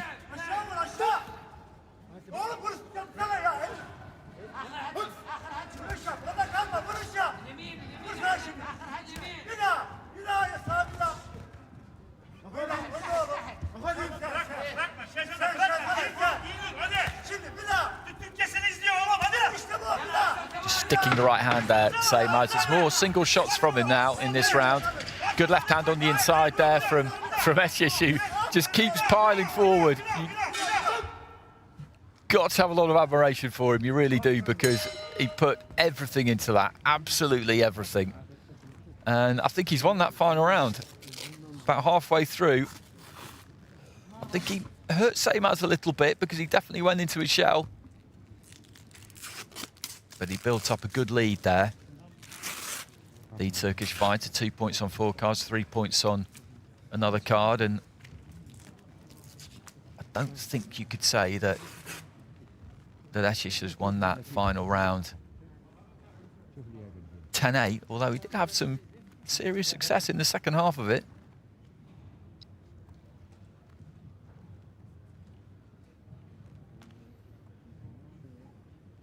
Ladies and gentlemen, the winner of bout 39 in the ring B by unanimous decision from the red corner from Turkey, Sehzade SAYMAZ.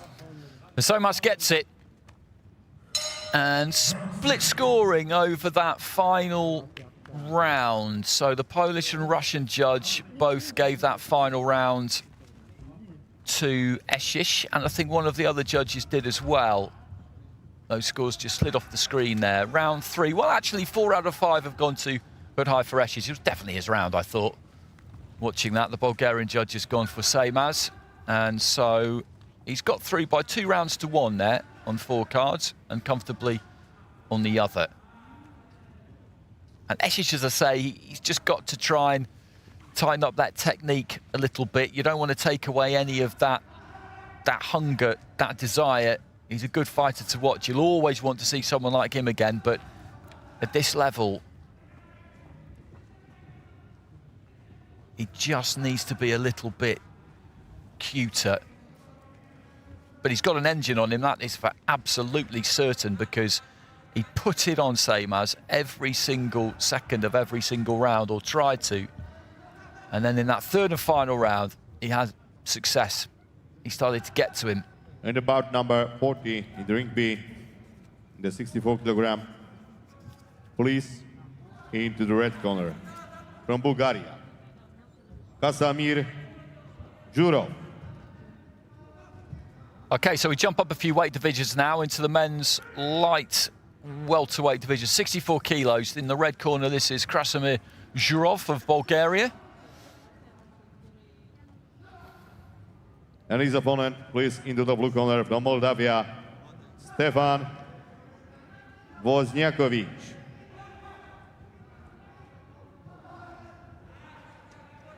And this is Stefan Wozniakowski of Moldova.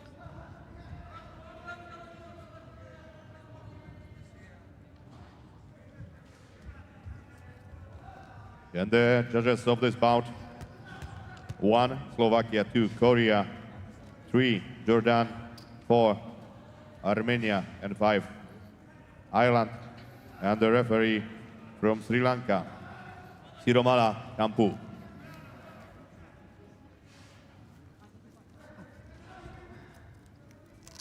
Wozniakowski in the blue corner.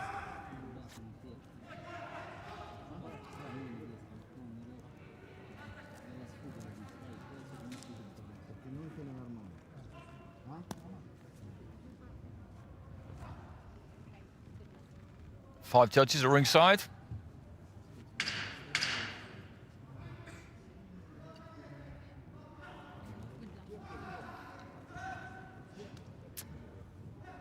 Two judges sat on that left-hand side of the ring there as you were looking at it. One each on the other three sides. Siromala Thampu of Sri Lanka, our referee.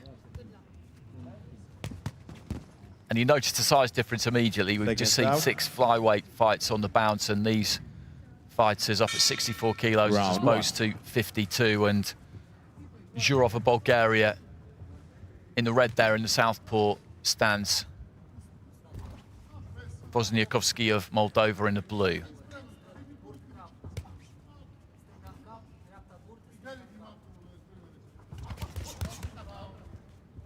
Looking for the left hand there.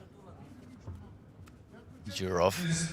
Flurry of activity on the inside. And again there as they just stand square and let the hands go as they both got into range. Difficult to see who came off better there. I'm not sure if anything really got through all that clean.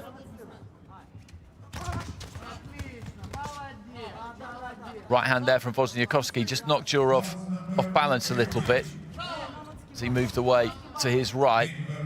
But then a decent 1-2 came in from the Bulgarian. Plenty of intent from these two.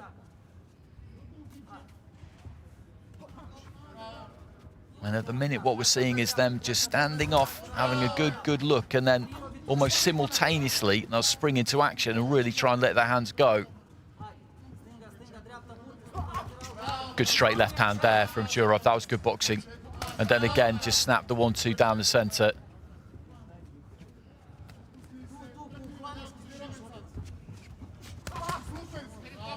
Wozniakowski just bringing that back foot round a touch as he threw that right hand.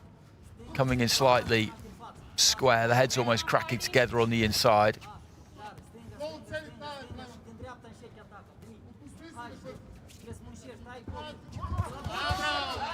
Again, looking for that straight left there, Zhurov.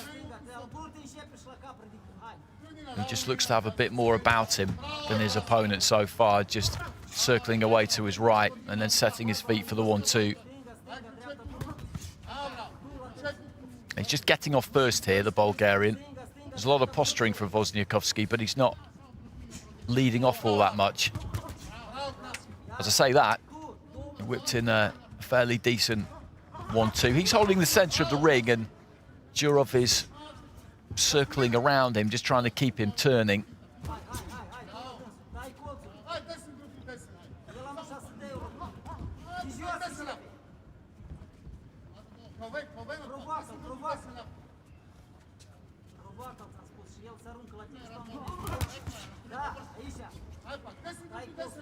Left hand from Wozniakowski off the back of that exchange, and then again they both just get into range, and there's a blizzard of gloves really.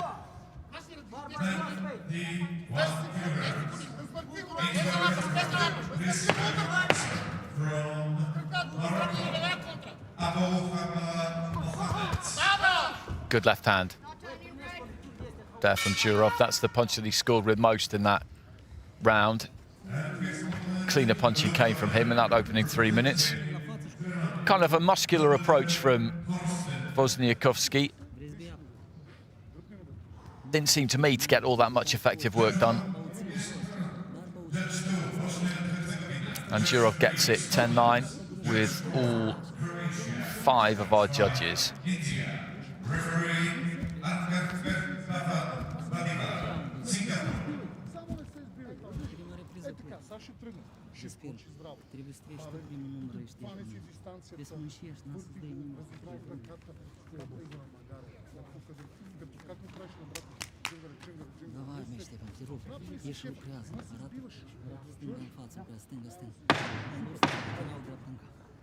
Seconds out, please. 34 fighters in the 64 kilo category. This one Round of 2. just a couple of fights that's having to take place at this stage at light welter. Everybody else getting a bye into the next stage, which is the final 32. No seeding. I've mentioned that a couple of times, but I'll just throw that in every now and again just so people remember that there's not been any seeding for this competition. The draw done completely at random. Zhurov of Bulgaria in the red, WOZNEACOVSCHI of Moldova in the blue, and as I mentioned, he's a muscular fighter, WOZNEACOVSCHI. He looks to get close and then really just slings his hands in any way he can. There's not a great deal of technique about it at times.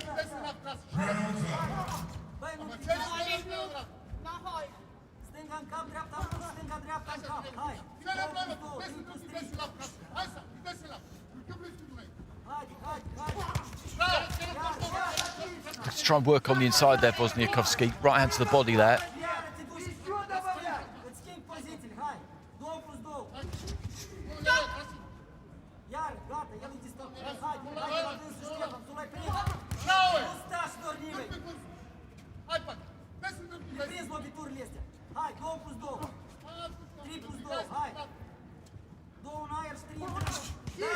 It's a good right hand there from WOZNEACOVSCHI.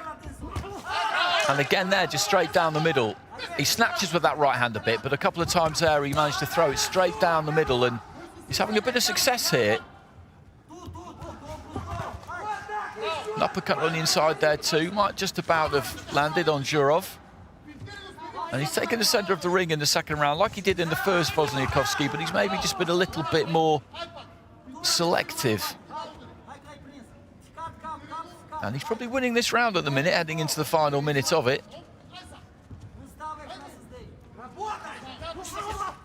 Fell short with the right hand there, but Zhurov wasn't really in a position to do anything about it.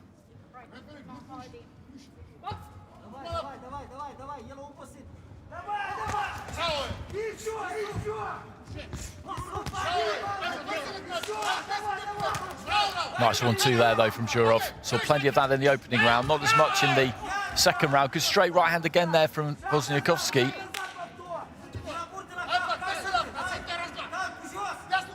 He's still got that kind of tight style, the Moldovan, as he catches the left hand there from Zhurov. But I think he has just kind of settled down a bit in this second round.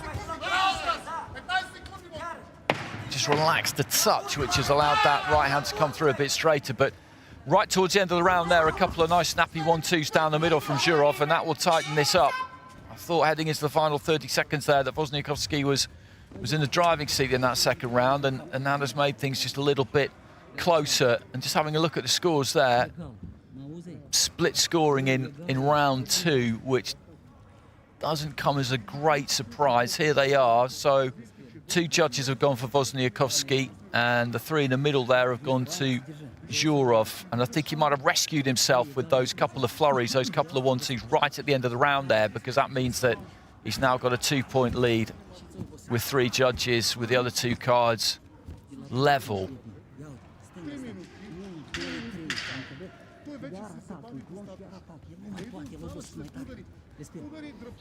I think he needed that good finish to the round, I really do, because for my money, if he hadn't provided that, then I think he would have lost Seconds it out, please. on all 5 of those cards. That's just a guess, of course, but I think he may well have done. And then it would have been one Third round round. apiece heading into the third and final round. As it is, he's got a fairly significant advantage here. Krasimir GEROV of Bulgaria in the red, Stefan VOZNEACOVSCHI of Moldova in the blue. Well, both of them falling short there. VOZNEACOVSCHI with the right hand, GEROV with the left, looking for the left hand counter, didn't quite reach with it.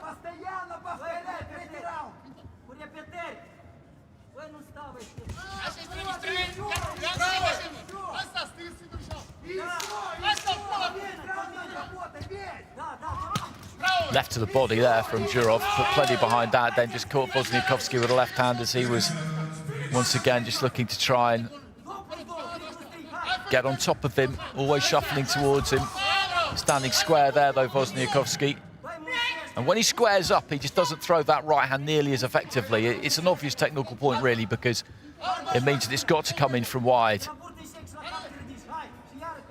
It's impossible for him to throw it straight if he brings that back foot round as he moves in. And when he's thrown it effectively is when he's taken his feet with him and been able to shoot it down the middle.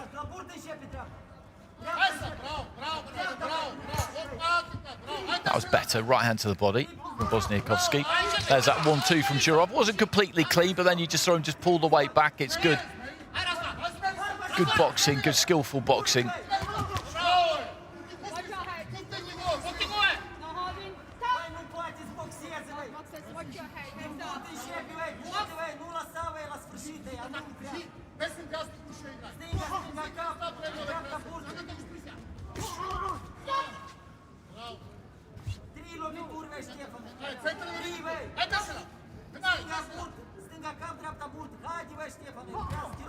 Straight left hand from GEROV, finds the target. Into the final minutes of round 3.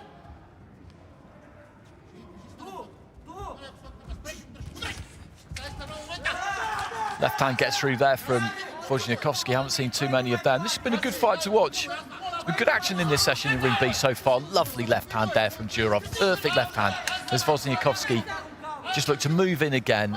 He just timed it beautifully. And he can take a punch, VOZNEACOVSCHI, I can tell you that, because that could not have landed any sweeter. What's been interesting has been watching VOZNEACOVSCHI just kind of learn on the job here, because first round he was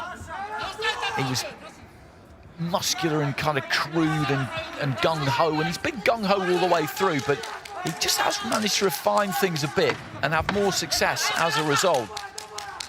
But GEROV, I think, has taken this final round because, again, when he's needed to be, he's found that accuracy. Well, there goes the bell.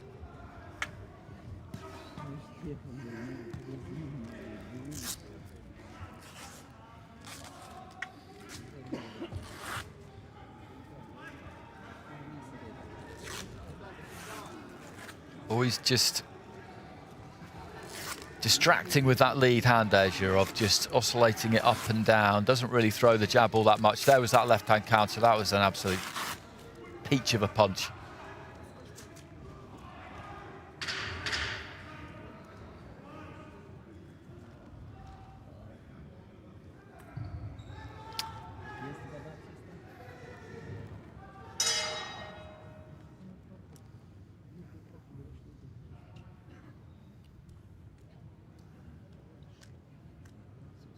Ladies and gentlemen, in the bout number 14 in the ring B, the winner by unanimous decision from the blue corner, Stefan Wozniakowicz, Moldavia. No, that must be wrong. That must be wrong.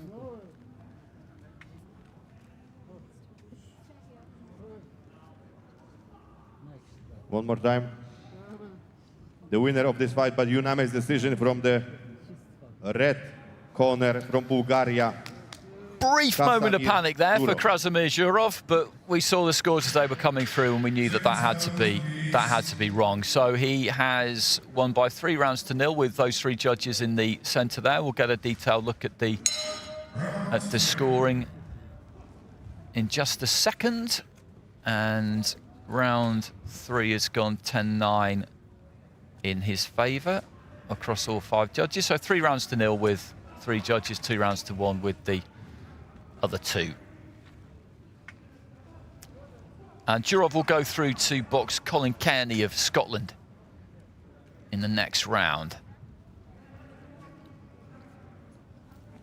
But again, good fight to watch.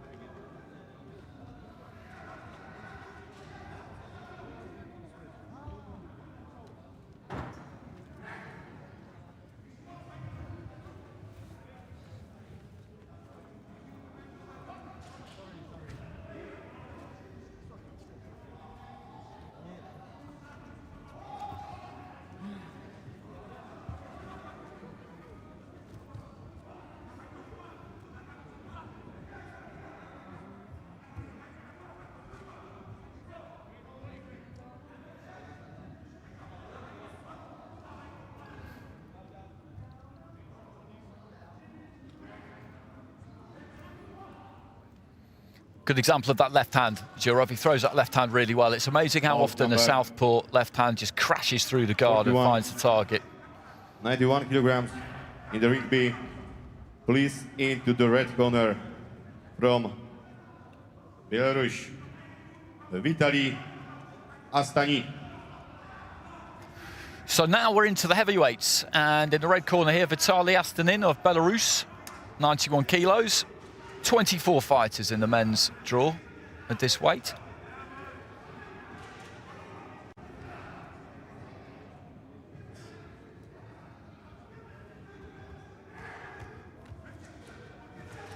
And his opponent, please into the blue corner from Lithuania, Gelmius ADOMKEVICIUS. And from Lithuania, we've got Gelmius ADOMKEVICIUS. And whoever wins this will be up against Mikita Gorbatenko of Ukraine in the last 16. So we've got And a good few fights in this first prelim round at this weight. 1 Turkey, 2 Uzbekistan, 3 Bulgaria, 4 Russia, and 5 Israel. And the referee from Jordan, Yunis Nabel. 8 fights in total in the first preliminary round in the heavyweight division.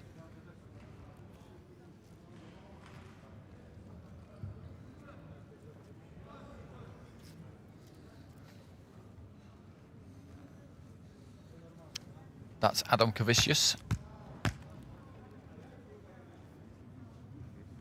of Lithuania.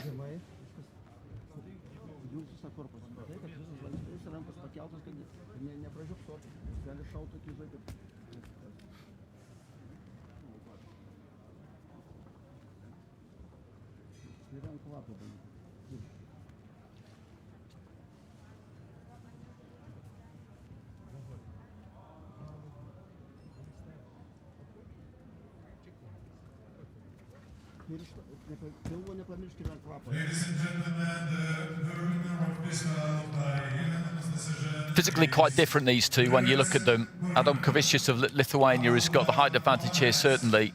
Vitali ASTANIN of Belarus. Round 1. Shorter, kind of more squat. He's in the red, he goes into the southpaw stand straight away. ADOMKEVICIUS of Lithuania looking for a big uppercut there. He's boxing in the blue. Some heavy blows being thrown, being traded early on by both of these two. It's a big leap from light heavyweight to heavyweight. You're looking at 81 kilos to 91, that's 10 kilograms. Obviously, it's 22 pounds if you're more used to dealing in old money, which is 1 stone and 8 pounds. That's a lot. He just got a kind of a look to me, ASTANIN, as somebody who's stuck between weights a little bit. And the referee just having a word with him about punching low. Left to the pit of the stomach there from ADOMKEVICIUS.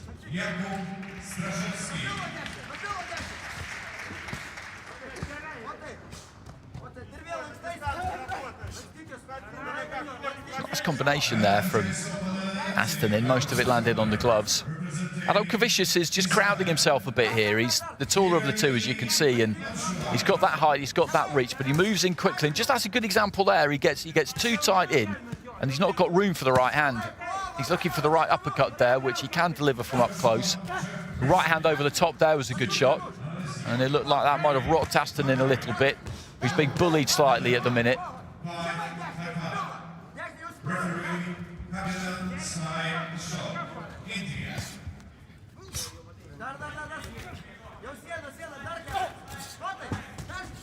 That's a nice left hand there from ASTANIN, caught ADOMKEVICIUS as he was coming forward. He's very much been the proactive fighter, the fighter in blue so far. He's the one on the front foot, he's the one coming forward. He's aiming some big shots. Hasn't really got through that clean with all that many of them. Right hand on the inside there, looking for the left to the body. Slightly dangerous thing for ASTANIN here is that he does tend to kind of lean onto his opponent and lean in. He's made for the uppercut a bit. ADOMKEVICIUS, I think if he gets up close, just needs to just push him off, shrug him off, and look for that uppercut. That's a nice 1-2 there from ASTANIN.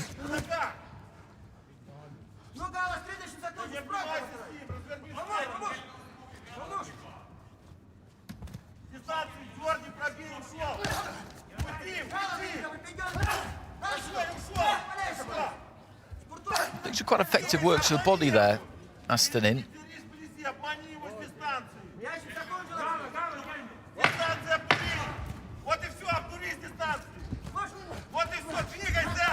ADOMKEVICIUS there, just feet crossing, gloves following his feet really, chasing ASTANIN across the ring. That's quite an interesting first round because ADOMKEVICIUS, as I say, he's definitely the aggressor, but I'm not sure how much really got through, and he's got the credit from the judges there. 4 out of the 5 judges going 10-9 ADOMKEVICIUS. So I'm not really arguing with that, but ASTANIN had a bit more success in that round than it might have looked like he did, possibly. Sergei Krutosov thought so anyway. But that's a good start for ADOMKEVICIUS. He's got to find his distance though, because at the minute he's crowding himself. Like I said, he's shutting down his own space. Nice left to the body there. But he's got the height, he's got the reach. He's got to give himself room to work. Seconds out, please.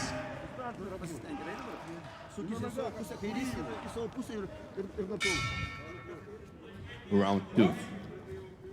So Vitali ASTANIN of Belarus, the southpaw in the red. Gelmius ADOMKEVICIUS of Lithuania in the blue. He's taken that first round 10-9 on 4 out of the 5 cards. Sneaky little left hand there from ASTANIN.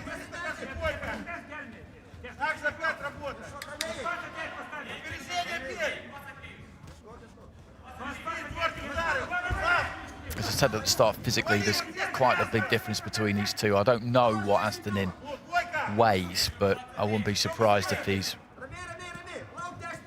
a distance short of that 91 kilo limit, whereas ADOMKEVICIUS, you'd imagine, will be right on it.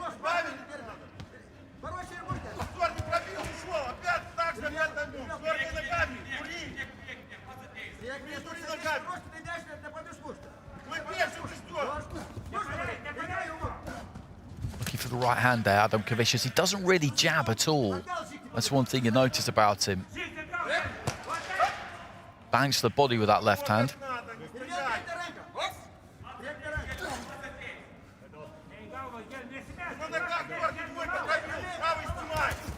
Good left hand there from ASTANIN.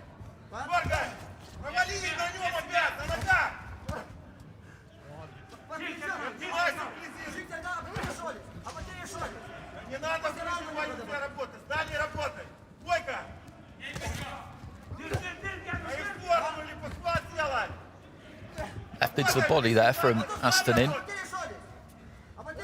ADOMKEVICIUS just trying to turn that right hand over, but he doesn't really have room for it, as I've said. On the inside there, this suits ASTANIN more because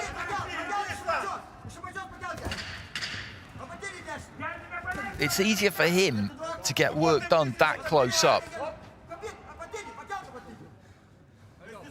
It's the final minute of round 2. It's been a bit messy this round. No one's really taken a clear advantage here, I don't think. ASTANIN, of the two, has possibly landed the majority of the cleaner blows here.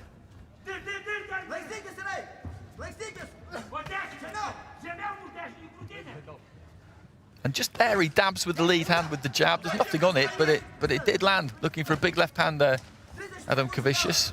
One of those two at least partially got through. Decent left hand from ASTANIN. Looking to try and sneak one in around the back of the guard again as ADOMKEVICIUS comes forward.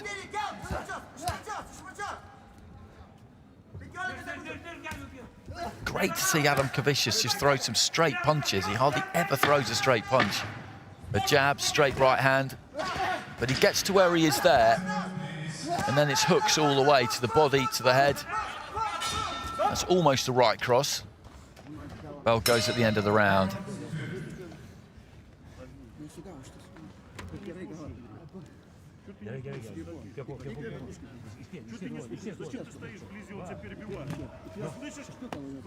And some split scoring again there. Most of the judges, 4 out of 5, have gone for ADOMKEVICIUS. Artur Gurginian down the bottom has gone for ASTANIN. So he got 2 scores of 19 apiece, and the other 3 are 20 points to 18 in favour of the big Lithuanian. So he's in control of this.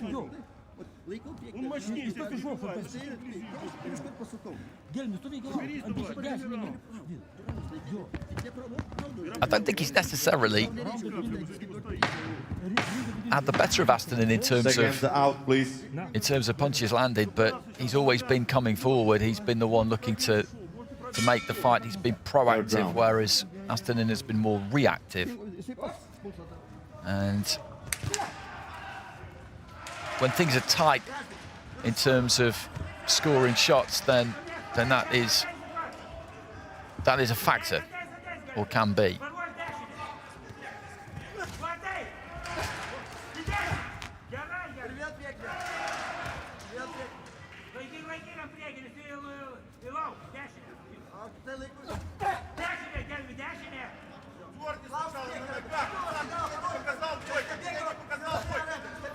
Decent jab there from ADOMKEVICIUS. That's the first time we've really seen one from him.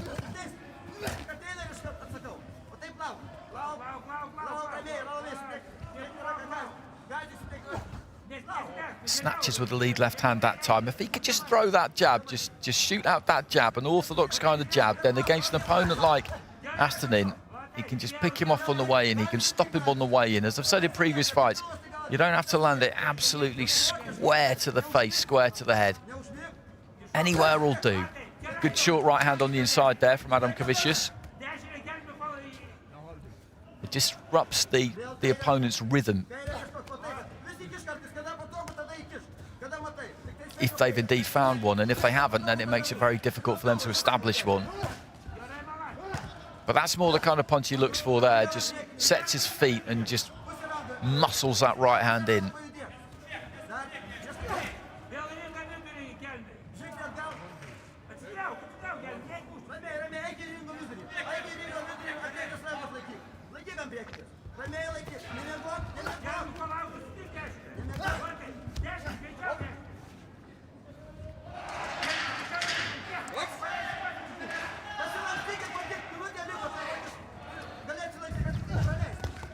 Right hand just fell slightly short there from ADOMKEVICIUS. The pace has just dipped a bit, heading into the final minute of this contest. ASTANIN looks like he's running on empty a bit. ADOMKEVICIUS just leans on him, tries to walk him back into the red corner. ASTANIN's happy enough to hold on in there and just nick a few seconds breather if he can.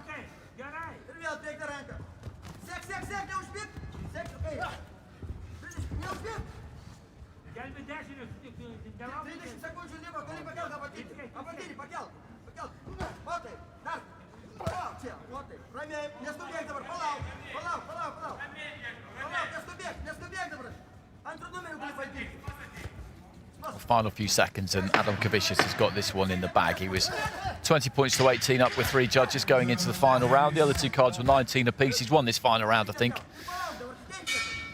And he's going to go through to the next round, where, as I mentioned before, he'll be up against Mikita Gorbatenko of Ukraine.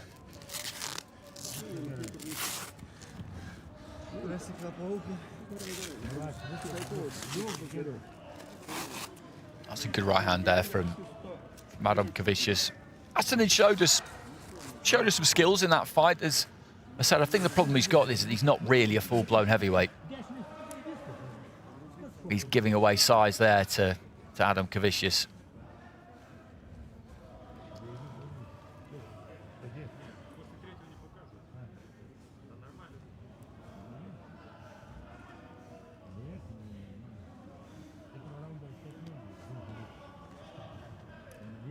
Ladies and gentlemen, the winner of bout 41 by unanimous decision from the blue corner, Gerbiamas ADOMKEVICIUS, Lithuania. So he gets it, ADOMKEVICIUS, and 3 rounds to 0 with 3 of the judges, and 2 rounds to 1 with the other 2.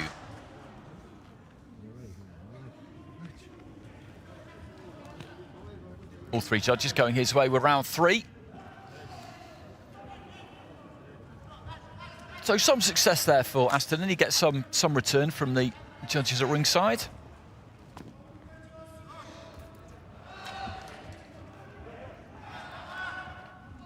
He looked for that left hand to the body a lot, ADOMKEVICIUS, which is never a bad thing. You don't sometimes see enough body punching from the higher weights.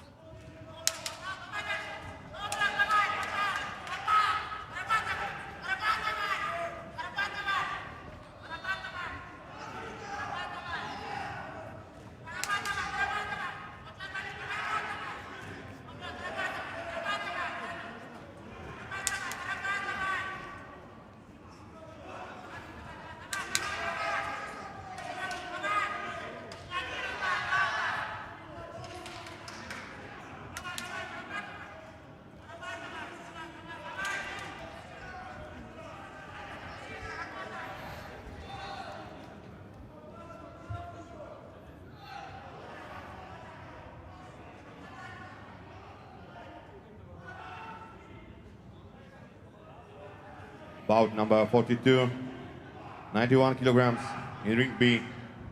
Please into the red corner from Cuba, Jorge Luis FELIMON. So staying with the heavyweights and coming into the red corner from Cuba, we've got Jorge FELIMON.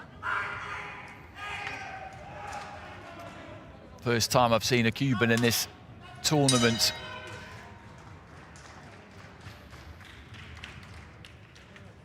Such a powerhouse of boxing and have been for such a long time. From Armenia, Henrik Teshrikian. That's FELIMON.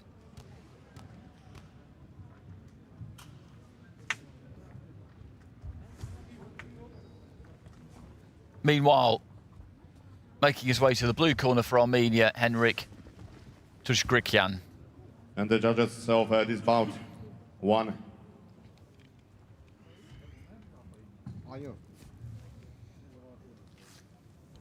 Guatemala 2, Mongolia 3, Poland 4, Sri Lanka and 5, Latvia. And the referee from Uzbekistan, Alexander Kamidov. Ladies and gentlemen, the winner of this bout by unanimous decision is the boxer from the red corner, Jakub Straszewski, Poland.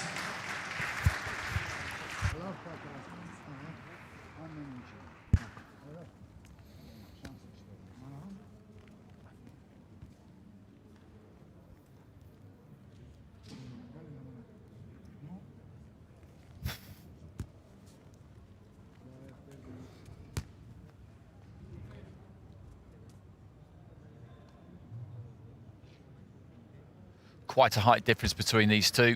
You look at FELIMON there, he's towering over Teshrikian. It's FELIMON of Cuba in the red. Seconds out. Teshrikian of Armenia in the blue. Round 1. Box number 32, Green.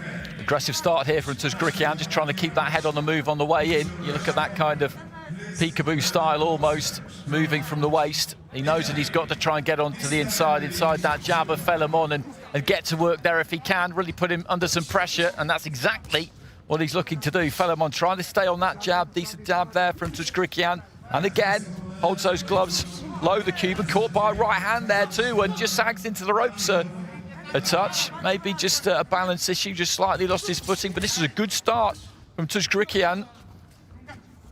He's caught FELIMON a little bit cold there, maybe. As I said, he's marauding forward, swaggering forward, but he's trying to keep that head on the move, keep those shoulders moving. Just look at him there, just oscillating, bouncing side from side. Good jab there from FELIMON. Sets his feet close up there, Tuzgrikian, and looks to let his hands go.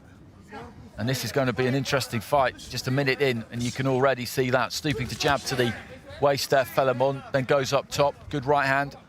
He's got to keep that head on the move, Tuzgrikian. We've seen him do it so far. He cannot neglect that at any point.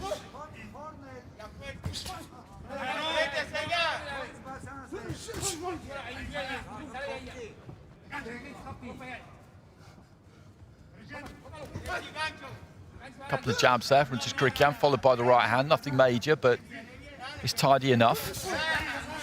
Good jab there from FELIMON, and again, just slinging it up from the waist. Good snap on it, Tuzgrikian trying to work on the inside again, and does get through with a couple of right hands, and they're just standing square in front of each other there, both of them happy in the pocket, happy to trade. Good right hand there from FELIMON, but Tuzgrikian comes back. Another right hand from FELIMON, who's just looking to try and take it to Tuzgrikian here in a role reversal from what we saw at the start of the first round, and there's been a hell of a lot of leather thrown in this opening 2 minutes plus at the minute. Tuzgrikian just on the retreat a bit. FELIMON just looking to step on him, step to him. Big right hand there from FELIMON. I thought the referee might have had a standing count there. He does for this one. And another right hand there from the Cuban. And he's starting to do some damage towards the end of the round here. He had to sustain a fairly frenzied attack at the start of the round, and Tuzgrikian to me looks like he's in a bit of trouble here. There's some blood coming from the end of the nose. Working to the body, and he's just trying to cover up here. Tuzgrikian does come back with a right hand. Final 10 seconds of round one, and the bell can't come soon enough here for Tuzgrikian, I'm afraid. He made a decent enough start, but he's just felt the wind disappear from his sails there towards the end of the round.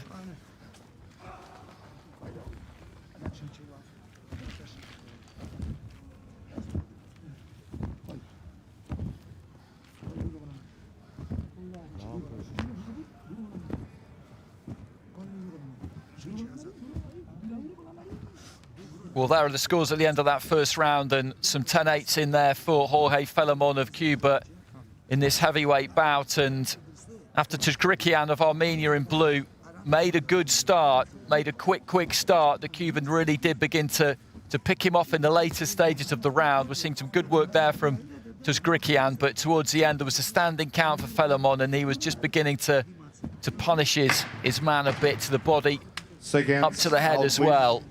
And some of those judges deciding that the 10-8s were in order. Round 2. And again, FELIMON just stepping into a right hand there. Tuzgrikian, though, comes back with a neat little left on the inside. You can see the sweat just spray away from the head there of the big Cuban. Tuzgrikian has got plenty of minerals. He's more than happy to get in there and trade, but towards the end of that first round, he took some fairly heavy artillery. Uppercut on the inside there, left uppercut from FELIMON. Just didn't quite land. If it had, then I think Tuzgrikian could have been in a bit of trouble.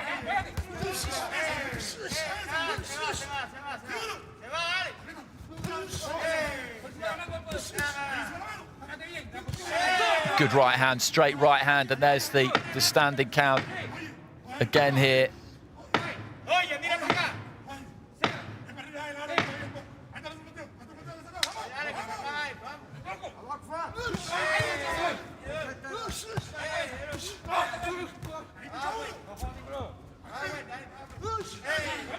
FELIMON just stepping on Tuzgrikian again here. We just had that standing count in the second round. We had one in the first round as well, and he's trying to cover up here, Tuzgrikian, but it's a very difficult thing to do. The Armenian in the blue up against FELIMON of Cuba in the red, and FELIMON again just rumbles towards him. Lovely right uppercut there, and the referee steps in for another standing count.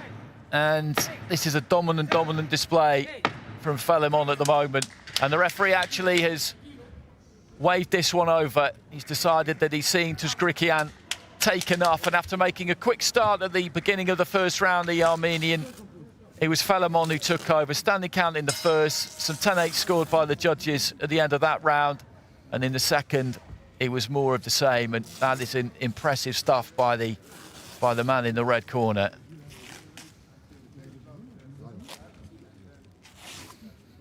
Just getting ungloved there, FELIMON, and that was good to watch while it lasted. It really was, because Tuzgrikian, you've got to give him credit there, because he knows he's up against it. You always are when you're in with a Cuban. And he tried to win that fight. He came out quick at the start of the first round because he was trying to win that fight. Sounds like an obvious thing to say in a tournament, but sometimes fighters, they want to get through. They don't want to get stopped. The winner of this bout by RSC from the red corner, Jorge Luis Filemon, Cuba. Referee stopped the contest. A minute and 45 into round 2. And FELIMON will be up against Ardijan Azemi of Macedonia in the next round.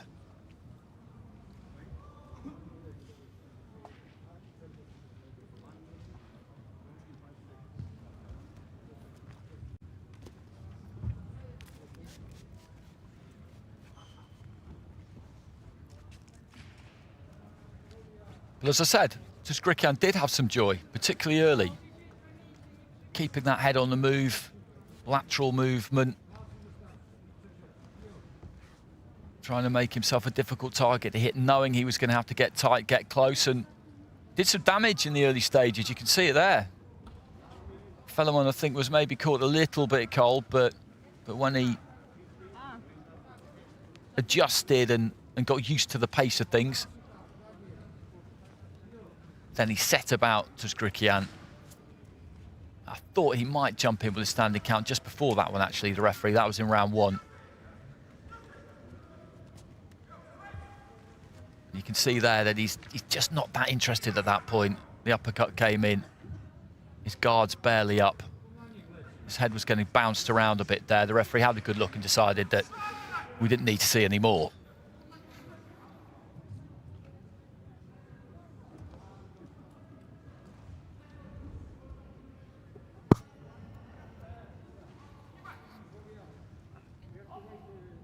So next up we will have Azad Bakishov of Azerbaijan and Ramazan Dadayev of Russia.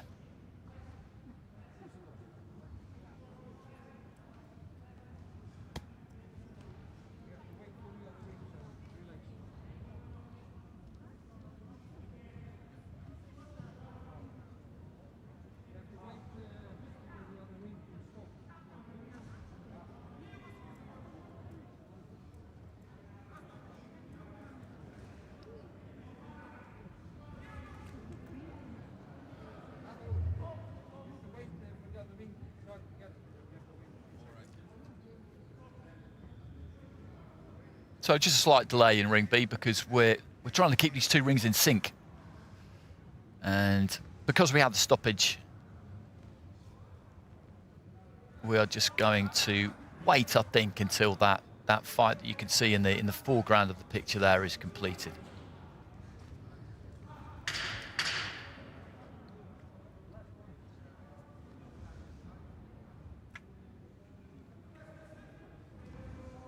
It's a great arena, this. The Halle legend of a handball arena most of the time. The Kielce handball team. You can get about 4,000 people in here, I'm told, with some temporary seating added in. And that's the backstage area. I was out there earlier on having a little bit of a wander about. Plenty of room there for fighters to get loose. Three rings. There's the kind of track area as well. Kazakhstan tracksuit there, a Triple G baseball cap. And as I said, fighters have come from all over the world. 414 fighters from 52 countries, all just mixing together backstage in this COVID secure environment. Seconds out, please.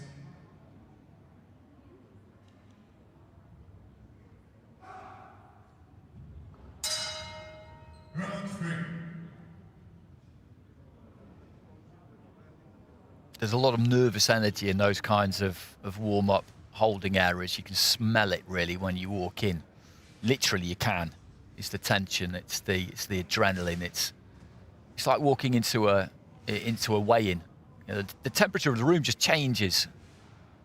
It's not just because of all the bodies in there. There's just something in the air. There's a frisson there. There's apprehension. There's some nerves. There's anticipation. There's excitement. There's all sorts of things. And in that backroom area, what you didn't quite see there was that towards the far end of it, you've got the doors that go into essentially small dressing rooms, which you go through, and out the other side of that, you get to the kind of backstage area behind those big screens and behind the archway there. And it's from that direction, from the left as we look at it here on the screen, that you come up the walkway, emerge through the archway, and off you go into the ring. Either you take a left and end up in ours in ring B, or you hang a right and end up in ring A.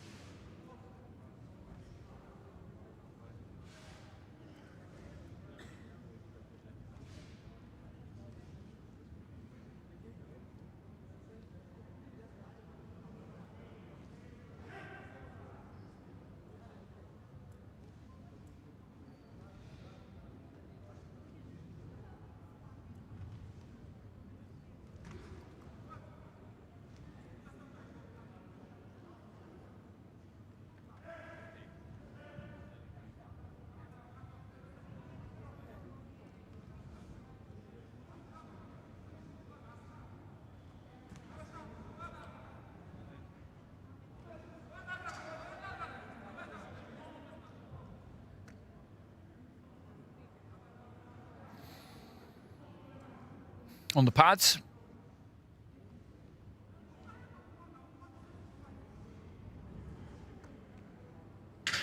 And that is Sayed Mohammed Sayed Sadri, who we will see after our next fight. He's up against Sebastian Ospina of Colombia.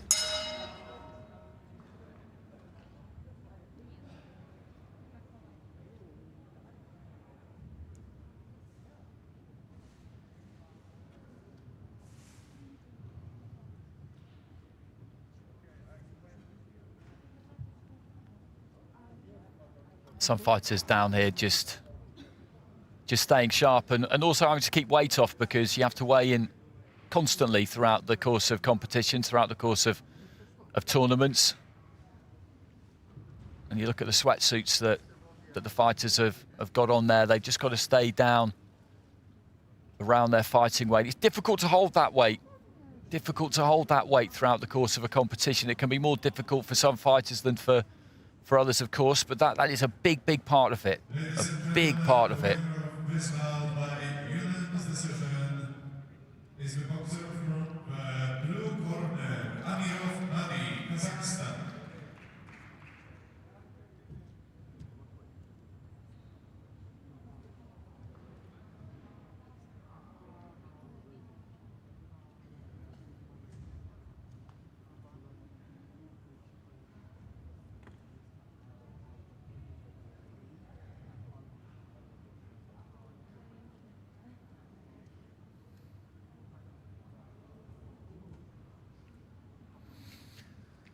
And that, I believe, will be Sebastian Ospina, who I mentioned. And that's the other thing, is everybody has to share these areas, of course, and amateurs, international amateurs are used to that. They're used to that. These COVID-secure bubbles have been a bit different for pro boxing because fighters have had to get used to seeing each other around when they normally wouldn't during the week of a fight. But anyone who's been on this conveyor belt at an international amateur career, then you just rub shoulders, you rub along together, you use the same facilities, you have to be understanding of one another, and that's where the comradeship and the sportsmanship comes in too, because everybody's trying to achieve the same thing here. Everybody just wants to get into the ring in as best condition as they possibly can, as ready for it as they possibly can. So you'll get people from different countries often sharing bags, just agreeing to make those allowances for everybody else so that you can all get what you need, do what you need before you enter competition. That's very much the ethos of amateur boxing from top to bottom, and it's no different at the very top than it is in your local club when you're watching novices for the first time. That's what it's all about. 91 kilograms, please, into the red corner from Azerbaijan, Asad Bakshishov.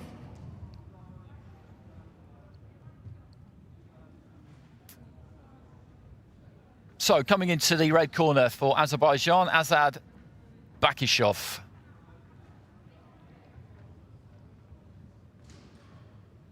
And his opponent, please, into the blue corner from Russia, Razman Dadayev.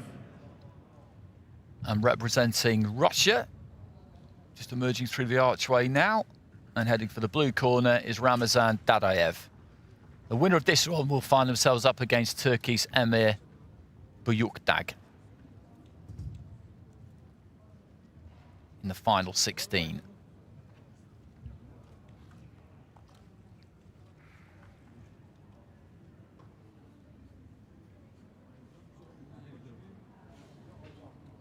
Judge 1, Slovakia, 2, Israel, 3, Bulgaria, 4, Ireland, and 5, Korea, and the referee of this bout from Mongolia, Ban Dolbatrak.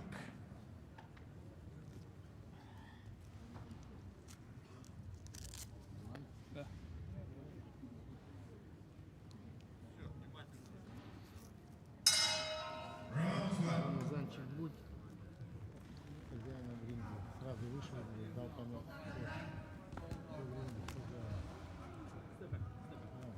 Скажи руки. Так.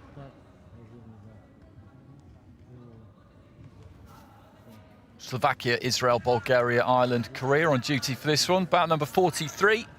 24 fighters, as I mentioned, in operation in the men's heavyweight division.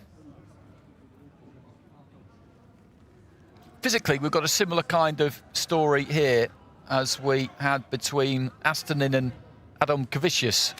In the red corner there, Bakshishov of Azerbaijan is the shorter fighter, the kind of squatter fighter. And Dadayev of Russia, taller, leaner. Round 1.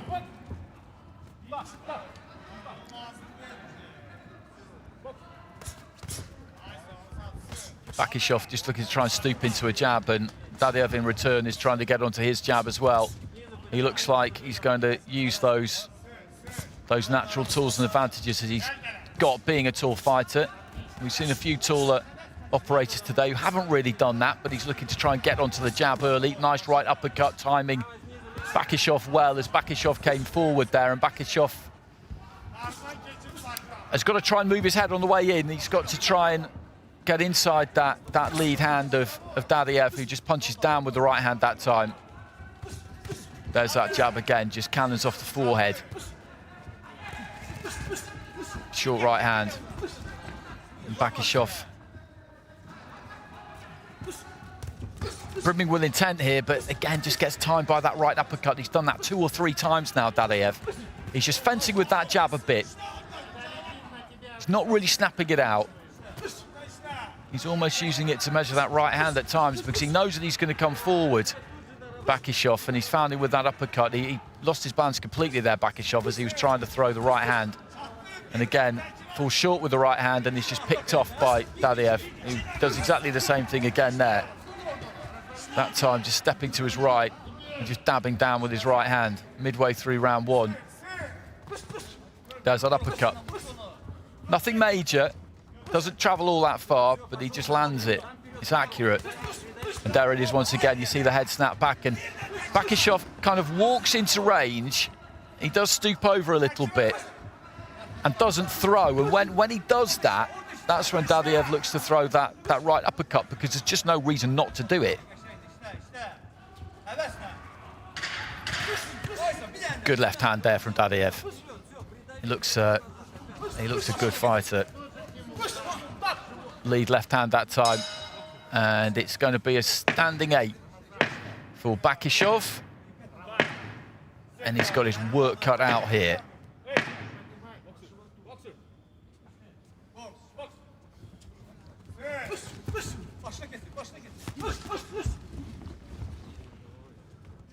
Bakishov just coming forward.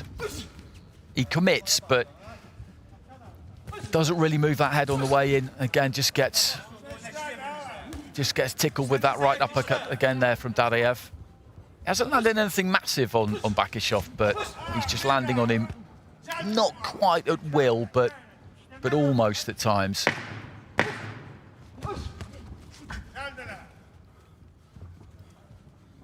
So the pattern of the fight has been set here from a very early stage. You've got one fighter coming forward without too much science behind it, and you've got another one in Dadiev who is more than happy to have an opponent coming towards him, because he knows that he will be able to pick out the gaps, and he did that effectively in that opening round.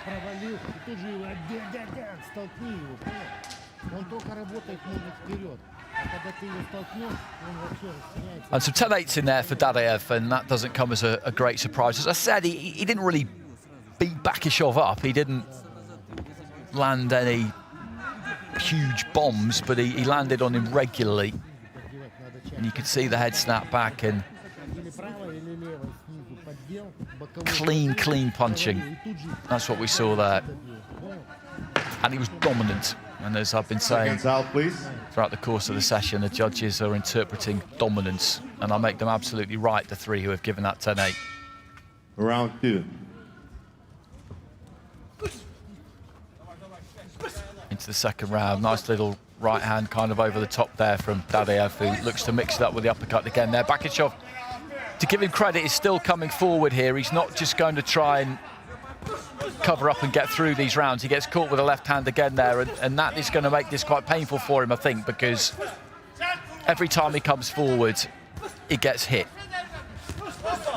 Short right hand on the inside, followed by a left as he stepped away to his left. Dadiev has got some skills. He's got good technique. He's got good composure. This is not the most difficult job he's ever had in international boxing, and I don't mean any disrespect to his opponent when I say that, but Bakishov is quite basic for someone of Dadiev's ability.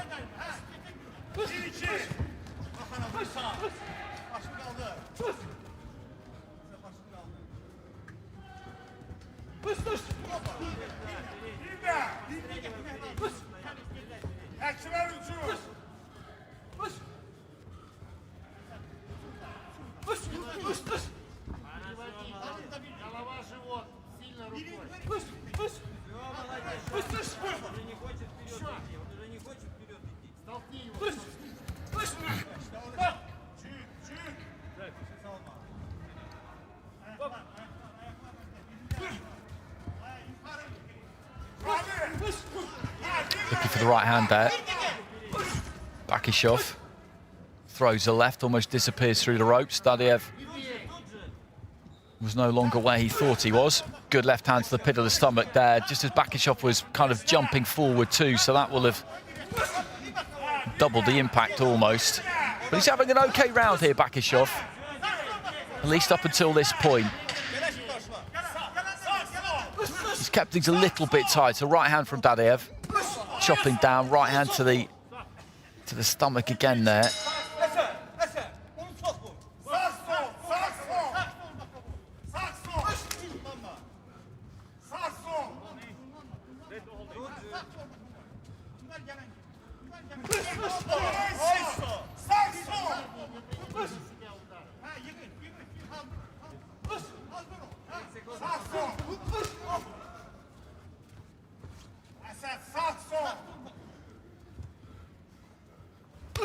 Dadev looking for the right uppercut that time. He just dropped the elbows on it.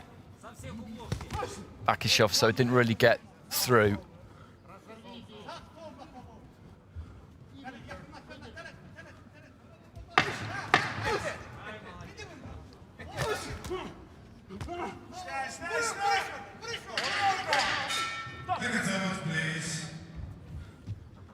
So that's the end of round 2. And that was a better round for Bakishov. As I said, that was a better round. He didn't get landed on quite so much in round 2 as he did in round 1. He's lost the round, but as I said, this is difficult for him. This is hard work because in Ramazan Dadev, he's in with a really good operator. But he's toughing it out. A couple of judges going 10-8 there. I think that's maybe a little bit harsh on Bakishov, but no great argument from me.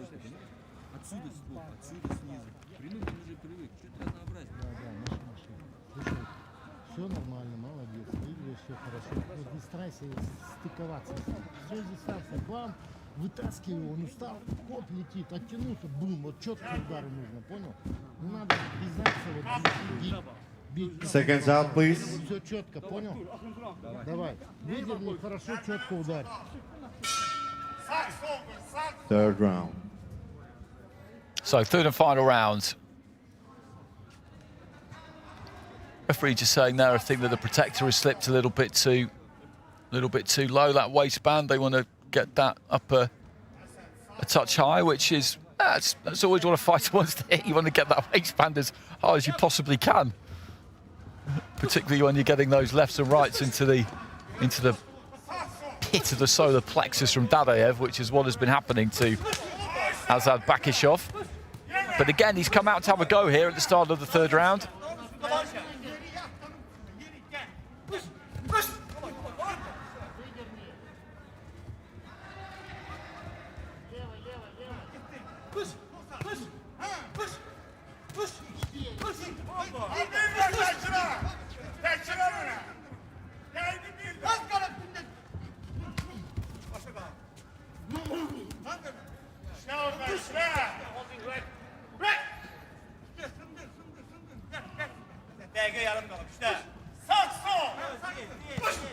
Looking for a massive overhand right there, Bakishov. Didn't land it. Dadev just up close there. What's impressive about him is just how loose he is, really. He's not looking to load up and throw huge punches all the time. It's very much an economy of effort, really. A lot of the shots don't move all that far, they don't travel all that far, but they're accurate. And he's got good variety.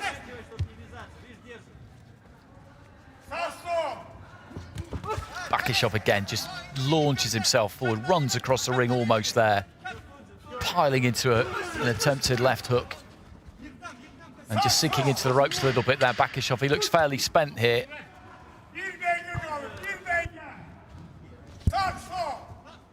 And you cannot fault his effort.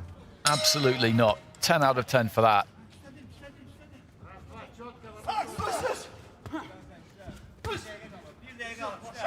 Clubbing left hand there from Dadev, and again just times the uppercut as Bakishov comes forward. The referee just saying to Dadev that he's not to push down on the back of Bakishov's head into the final minute.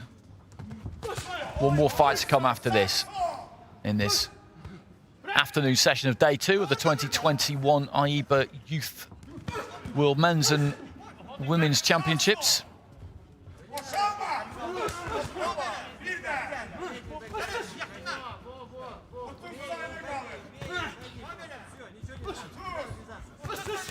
Ladies and gentlemen, the winner of this bout by unanimous decision is the boxer from the blue corner. Well, they both agreed just to take a little bit of a walk there. The referee saw that they were doing that. They then just had a word with Bakishov about keeping his head up, and he's absolutely all in here, Bakishov. Final 10 seconds, but still he throws, sets those feet and looks for that big right hand, just wondering whether maybe he can just land something huge in the final few seconds. It wasn't to be, but as I say, from the man in red there, Azad Bakishov of Azerbaijan, he's put absolutely everything into that. But in Ramazan Dadaev, boxing in the blue for Russia, he was just up against somebody who was just a better fighter than him, quite simply.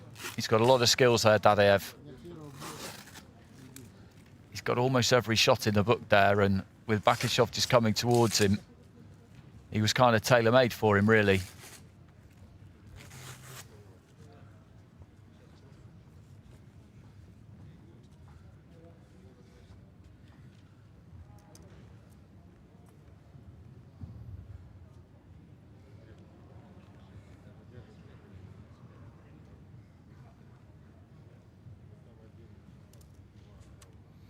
Ladies and gentlemen, the winner of this bout by unanimous decision, the boxer from the blue corner, Razman Dadaev, Russia.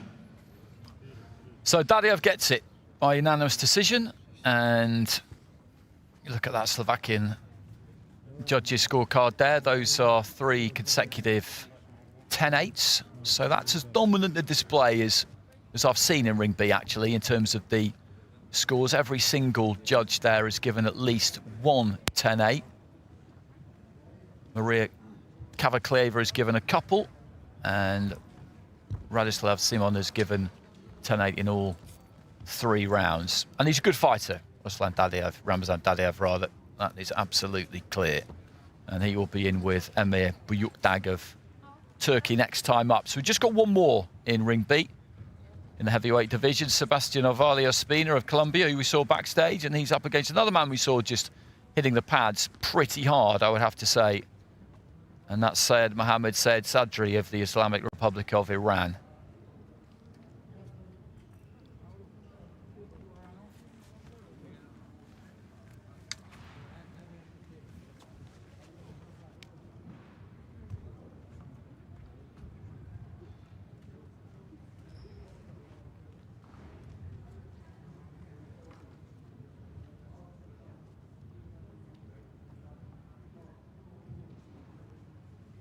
Bout number 44, Ring B, 91 kilograms. Please into the red corner from Colombia, Sebastian Oveil Ospina. So here comes Sebastian Oveil Ospina of Colombia. Boxing out of that red corner. And his opponent, please into the blue corner, Syed Mohammad Sehzade Ardavini.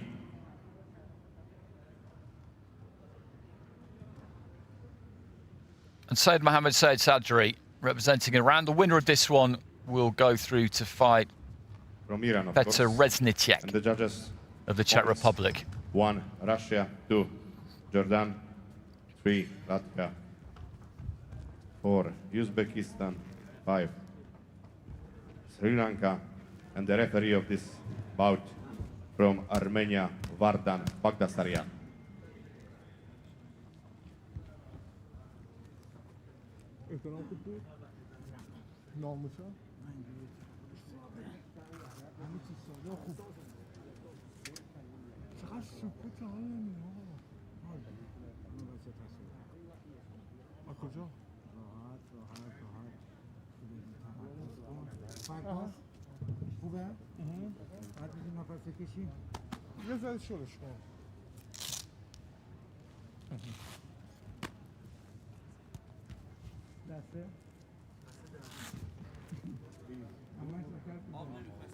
So this is the final fight of the session in the heavyweight division. There are the judges: Russia, Jordan, Latvia, Uzbekistan, Sri Lanka.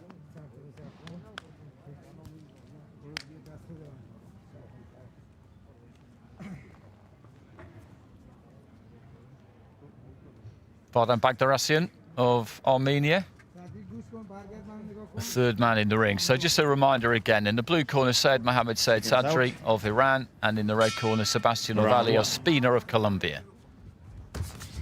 Sehzade aiming a big right hand there, right at the start of the fight, and he looks to have a good bit of weight here on Vale Ospina. As I mentioned earlier on, it's a big catchment weight, anything over 81 kilos, and you're in the heavyweight division, so you get quite a lot of fighters who are kind of stuck between weights. They're too big for light heavyweight, not really big enough for heavyweight, and Vale Ospina looks to be absolutely in that category. And Sehzade was just spoken to by the referee at the beginning there about hitting with the inside of the glove, not with the knuckle part of the glove, and he's having a word again there, the referee. He's thrown that kind of right hook almost, and it's landing with the inside of the glove. It's more of a slap than a clean punch. And as I've been mentioning, what the judges are always looking for are clean punches. And Sehzade looks aggressive from the off here. I think the referee could do with just taking a step back here and letting them get on with it.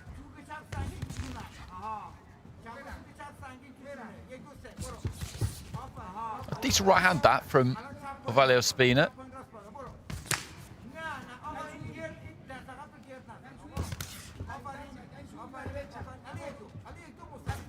Good jab, solid jab from Sehzade. He looks quite open at times, he's quite rugged. I think it's fair to say that. But that was decent technique to throw the jab.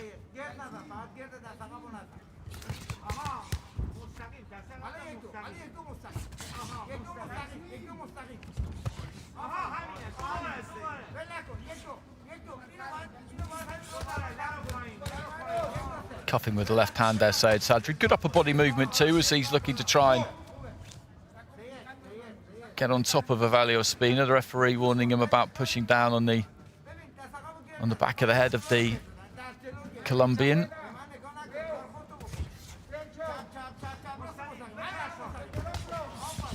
And the more I look at Vale Ospina, the more I think what a small heavyweight he is, because Sehzade is really full at the weight. I'd imagine he's taken every single gram of those 91 kilos, and Vale Ospina is so much smaller than him, and he's just being ragdolled around the ring by him, really. He's got some technique of Vale Ospina. He can box, you can see that, but Sehzade is just so much physically stronger than him.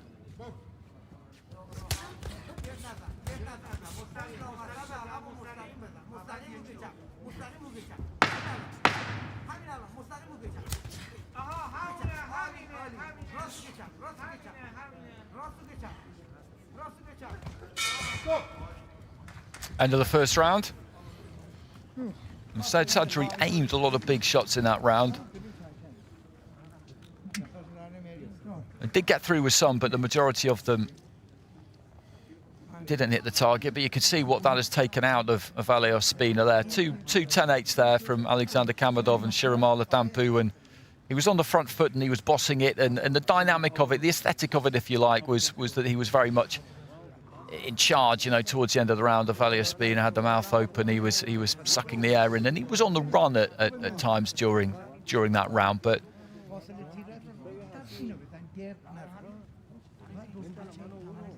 in terms of what was actually landed, there wasn't an enormous volume of clean punching from Sehzade. He definitely won the round, no question about that, of course, but I wouldn't have given that a 10-8 myself. Round 2. So into the second. Said Mohammed Sehzade of Iran in the blue, and Sebastiano Vale Ospina of Colombia in the red. And Vale Ospina is at a serious, as I've said, serious physical disadvantage here. He's going to get a point taken if he's not careful, Sehzade, because he's been warned about making contact with the inside of the glove 2-3 times now. There's nothing deliberate about it, really. It's just the way he delivers his punches. He doesn't throw too many straight punches. He did there, just stepping in, throwing the jab right hand, but most of the time he looks to step in, plant his feet and throw hooks up close. That's better. When he throws straight punches, he actually looks a better fighter.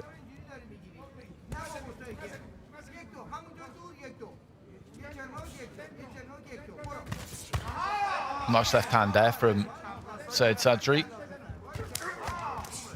Short left hand just catches Avalia Spina as he's moving forward.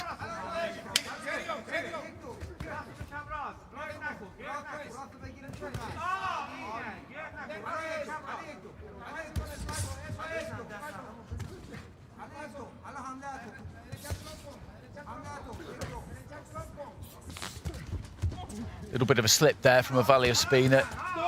Wandered after a right hand a little bit. Got caught in his feet, just went out from underneath him. And he's taking a point now.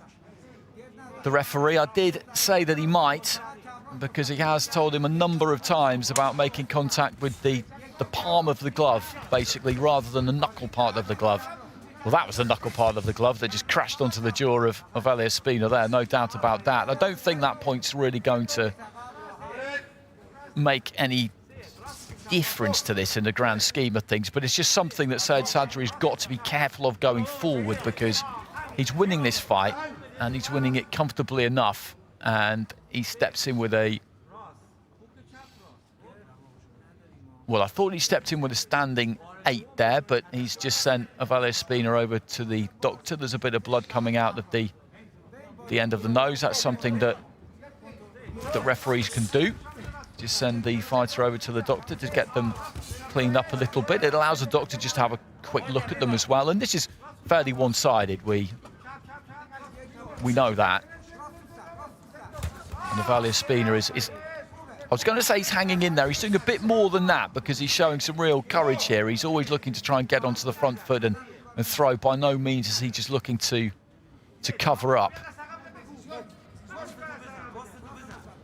And it would be understandable if he did. But just to revisit that point taken, Sehzade Sadri will have to be careful about that going deeper into the tournament, because he will be in harder fights than this. And if he loses a point down the stretch in any of those other contests that he has in his next one, then it could be very, very costly. And so ends the second round. They're quite low, those stools. Those retractable stools as you pull them into the ring. So if you're a big old unit like the heavyweights and the super heavyweights, you see how low he seems to be there when he's got his knees up. So 10-9s all round there from the judges. And of course there's the point deduction as well, so that turns those 3 20-18s into 19-18s and turns those 2 scores that would have been 20-17 into 19-17. So it's not really hurt him, but as I said, it's something he's got to eradicate going forward in this competition. Seconds out, please.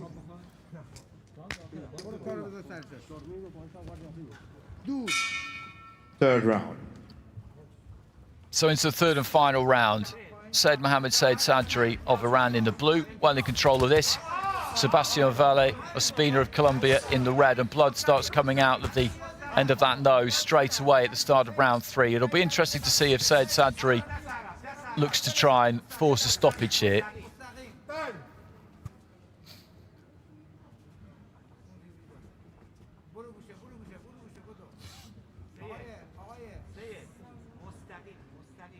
And the Colombian again just sent to the doctor, who just has a quick squeeze of the bridge of that nose to see if that nose is broken.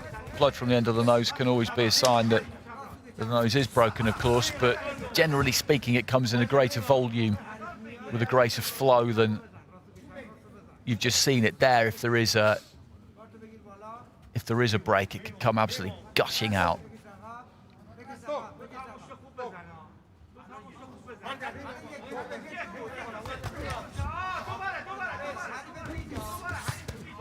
Good left hand there from Sehzade Sadri.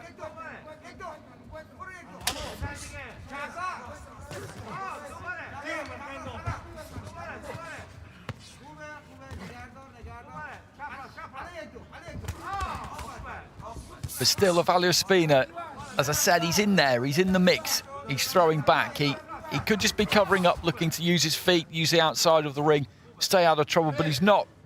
He's not. He's staying in range and he's looking to throw. There is no doubting his his fighting spirit, his courage here, because not only is he on the receiving end here, but he's boxing in a division which is just too big for him. I don't know whether it would be possible for him to get down to 81 kilos. I'm guessing not, but he's taking some big shots here, and the referee having a close look, but he's just not big enough for heavyweight. The referee again just having a word with Sehzade TUR about the same thing again, which is making contact with the inside of the glove.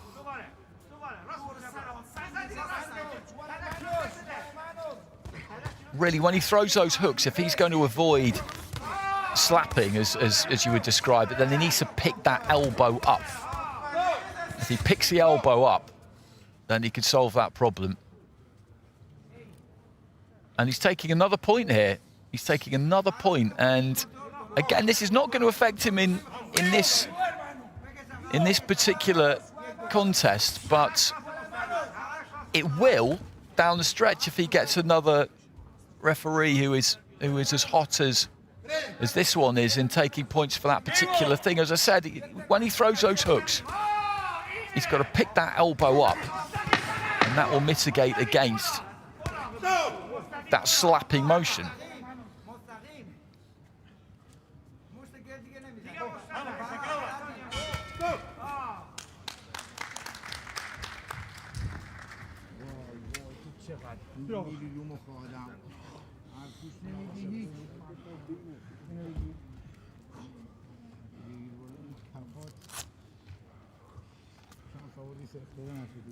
So that brings to an end this final fight of the afternoon session in Ring B. And Sehzade TUR is going to win this, despite the 2 points that he was penalised for the same offence. It's not going to make any difference in the grand scheme of things because he won that round.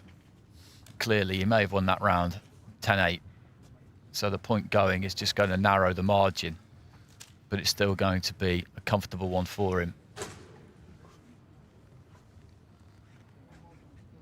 Ladies and gentlemen, the winner of bout 44 by unanimous decision from the blue corner, I say how much. Well, Vali Espina looks slightly disappointed there. He would have known the scores at the end of each round, so I don't think he could really have expected to have got that. So it's a unanimous decision. He's got it with all 5 judges. We'll get a look at the actual scoring in just a second. Those 2 deducted points have made it tighter than it would have been. Those top 2 scores would have been 30-27. We'd have had a 30-26, a 30-25, and a 30-26. So a comfortable win for Sehzade TUR, but as I said, he has got to cut that out. Not all referees will adjudge things exactly the same, but to lose 2 points for the same offence, well, that is careless. And he's got to do something about that, or it could cost him dearly at a later stage. So that completes the action in Ring B for this afternoon session, and we've seen some good action as well, particularly in that heavyweight division. So some really good contests and some good displays. And we will be back with the evening session in just under an hour's time.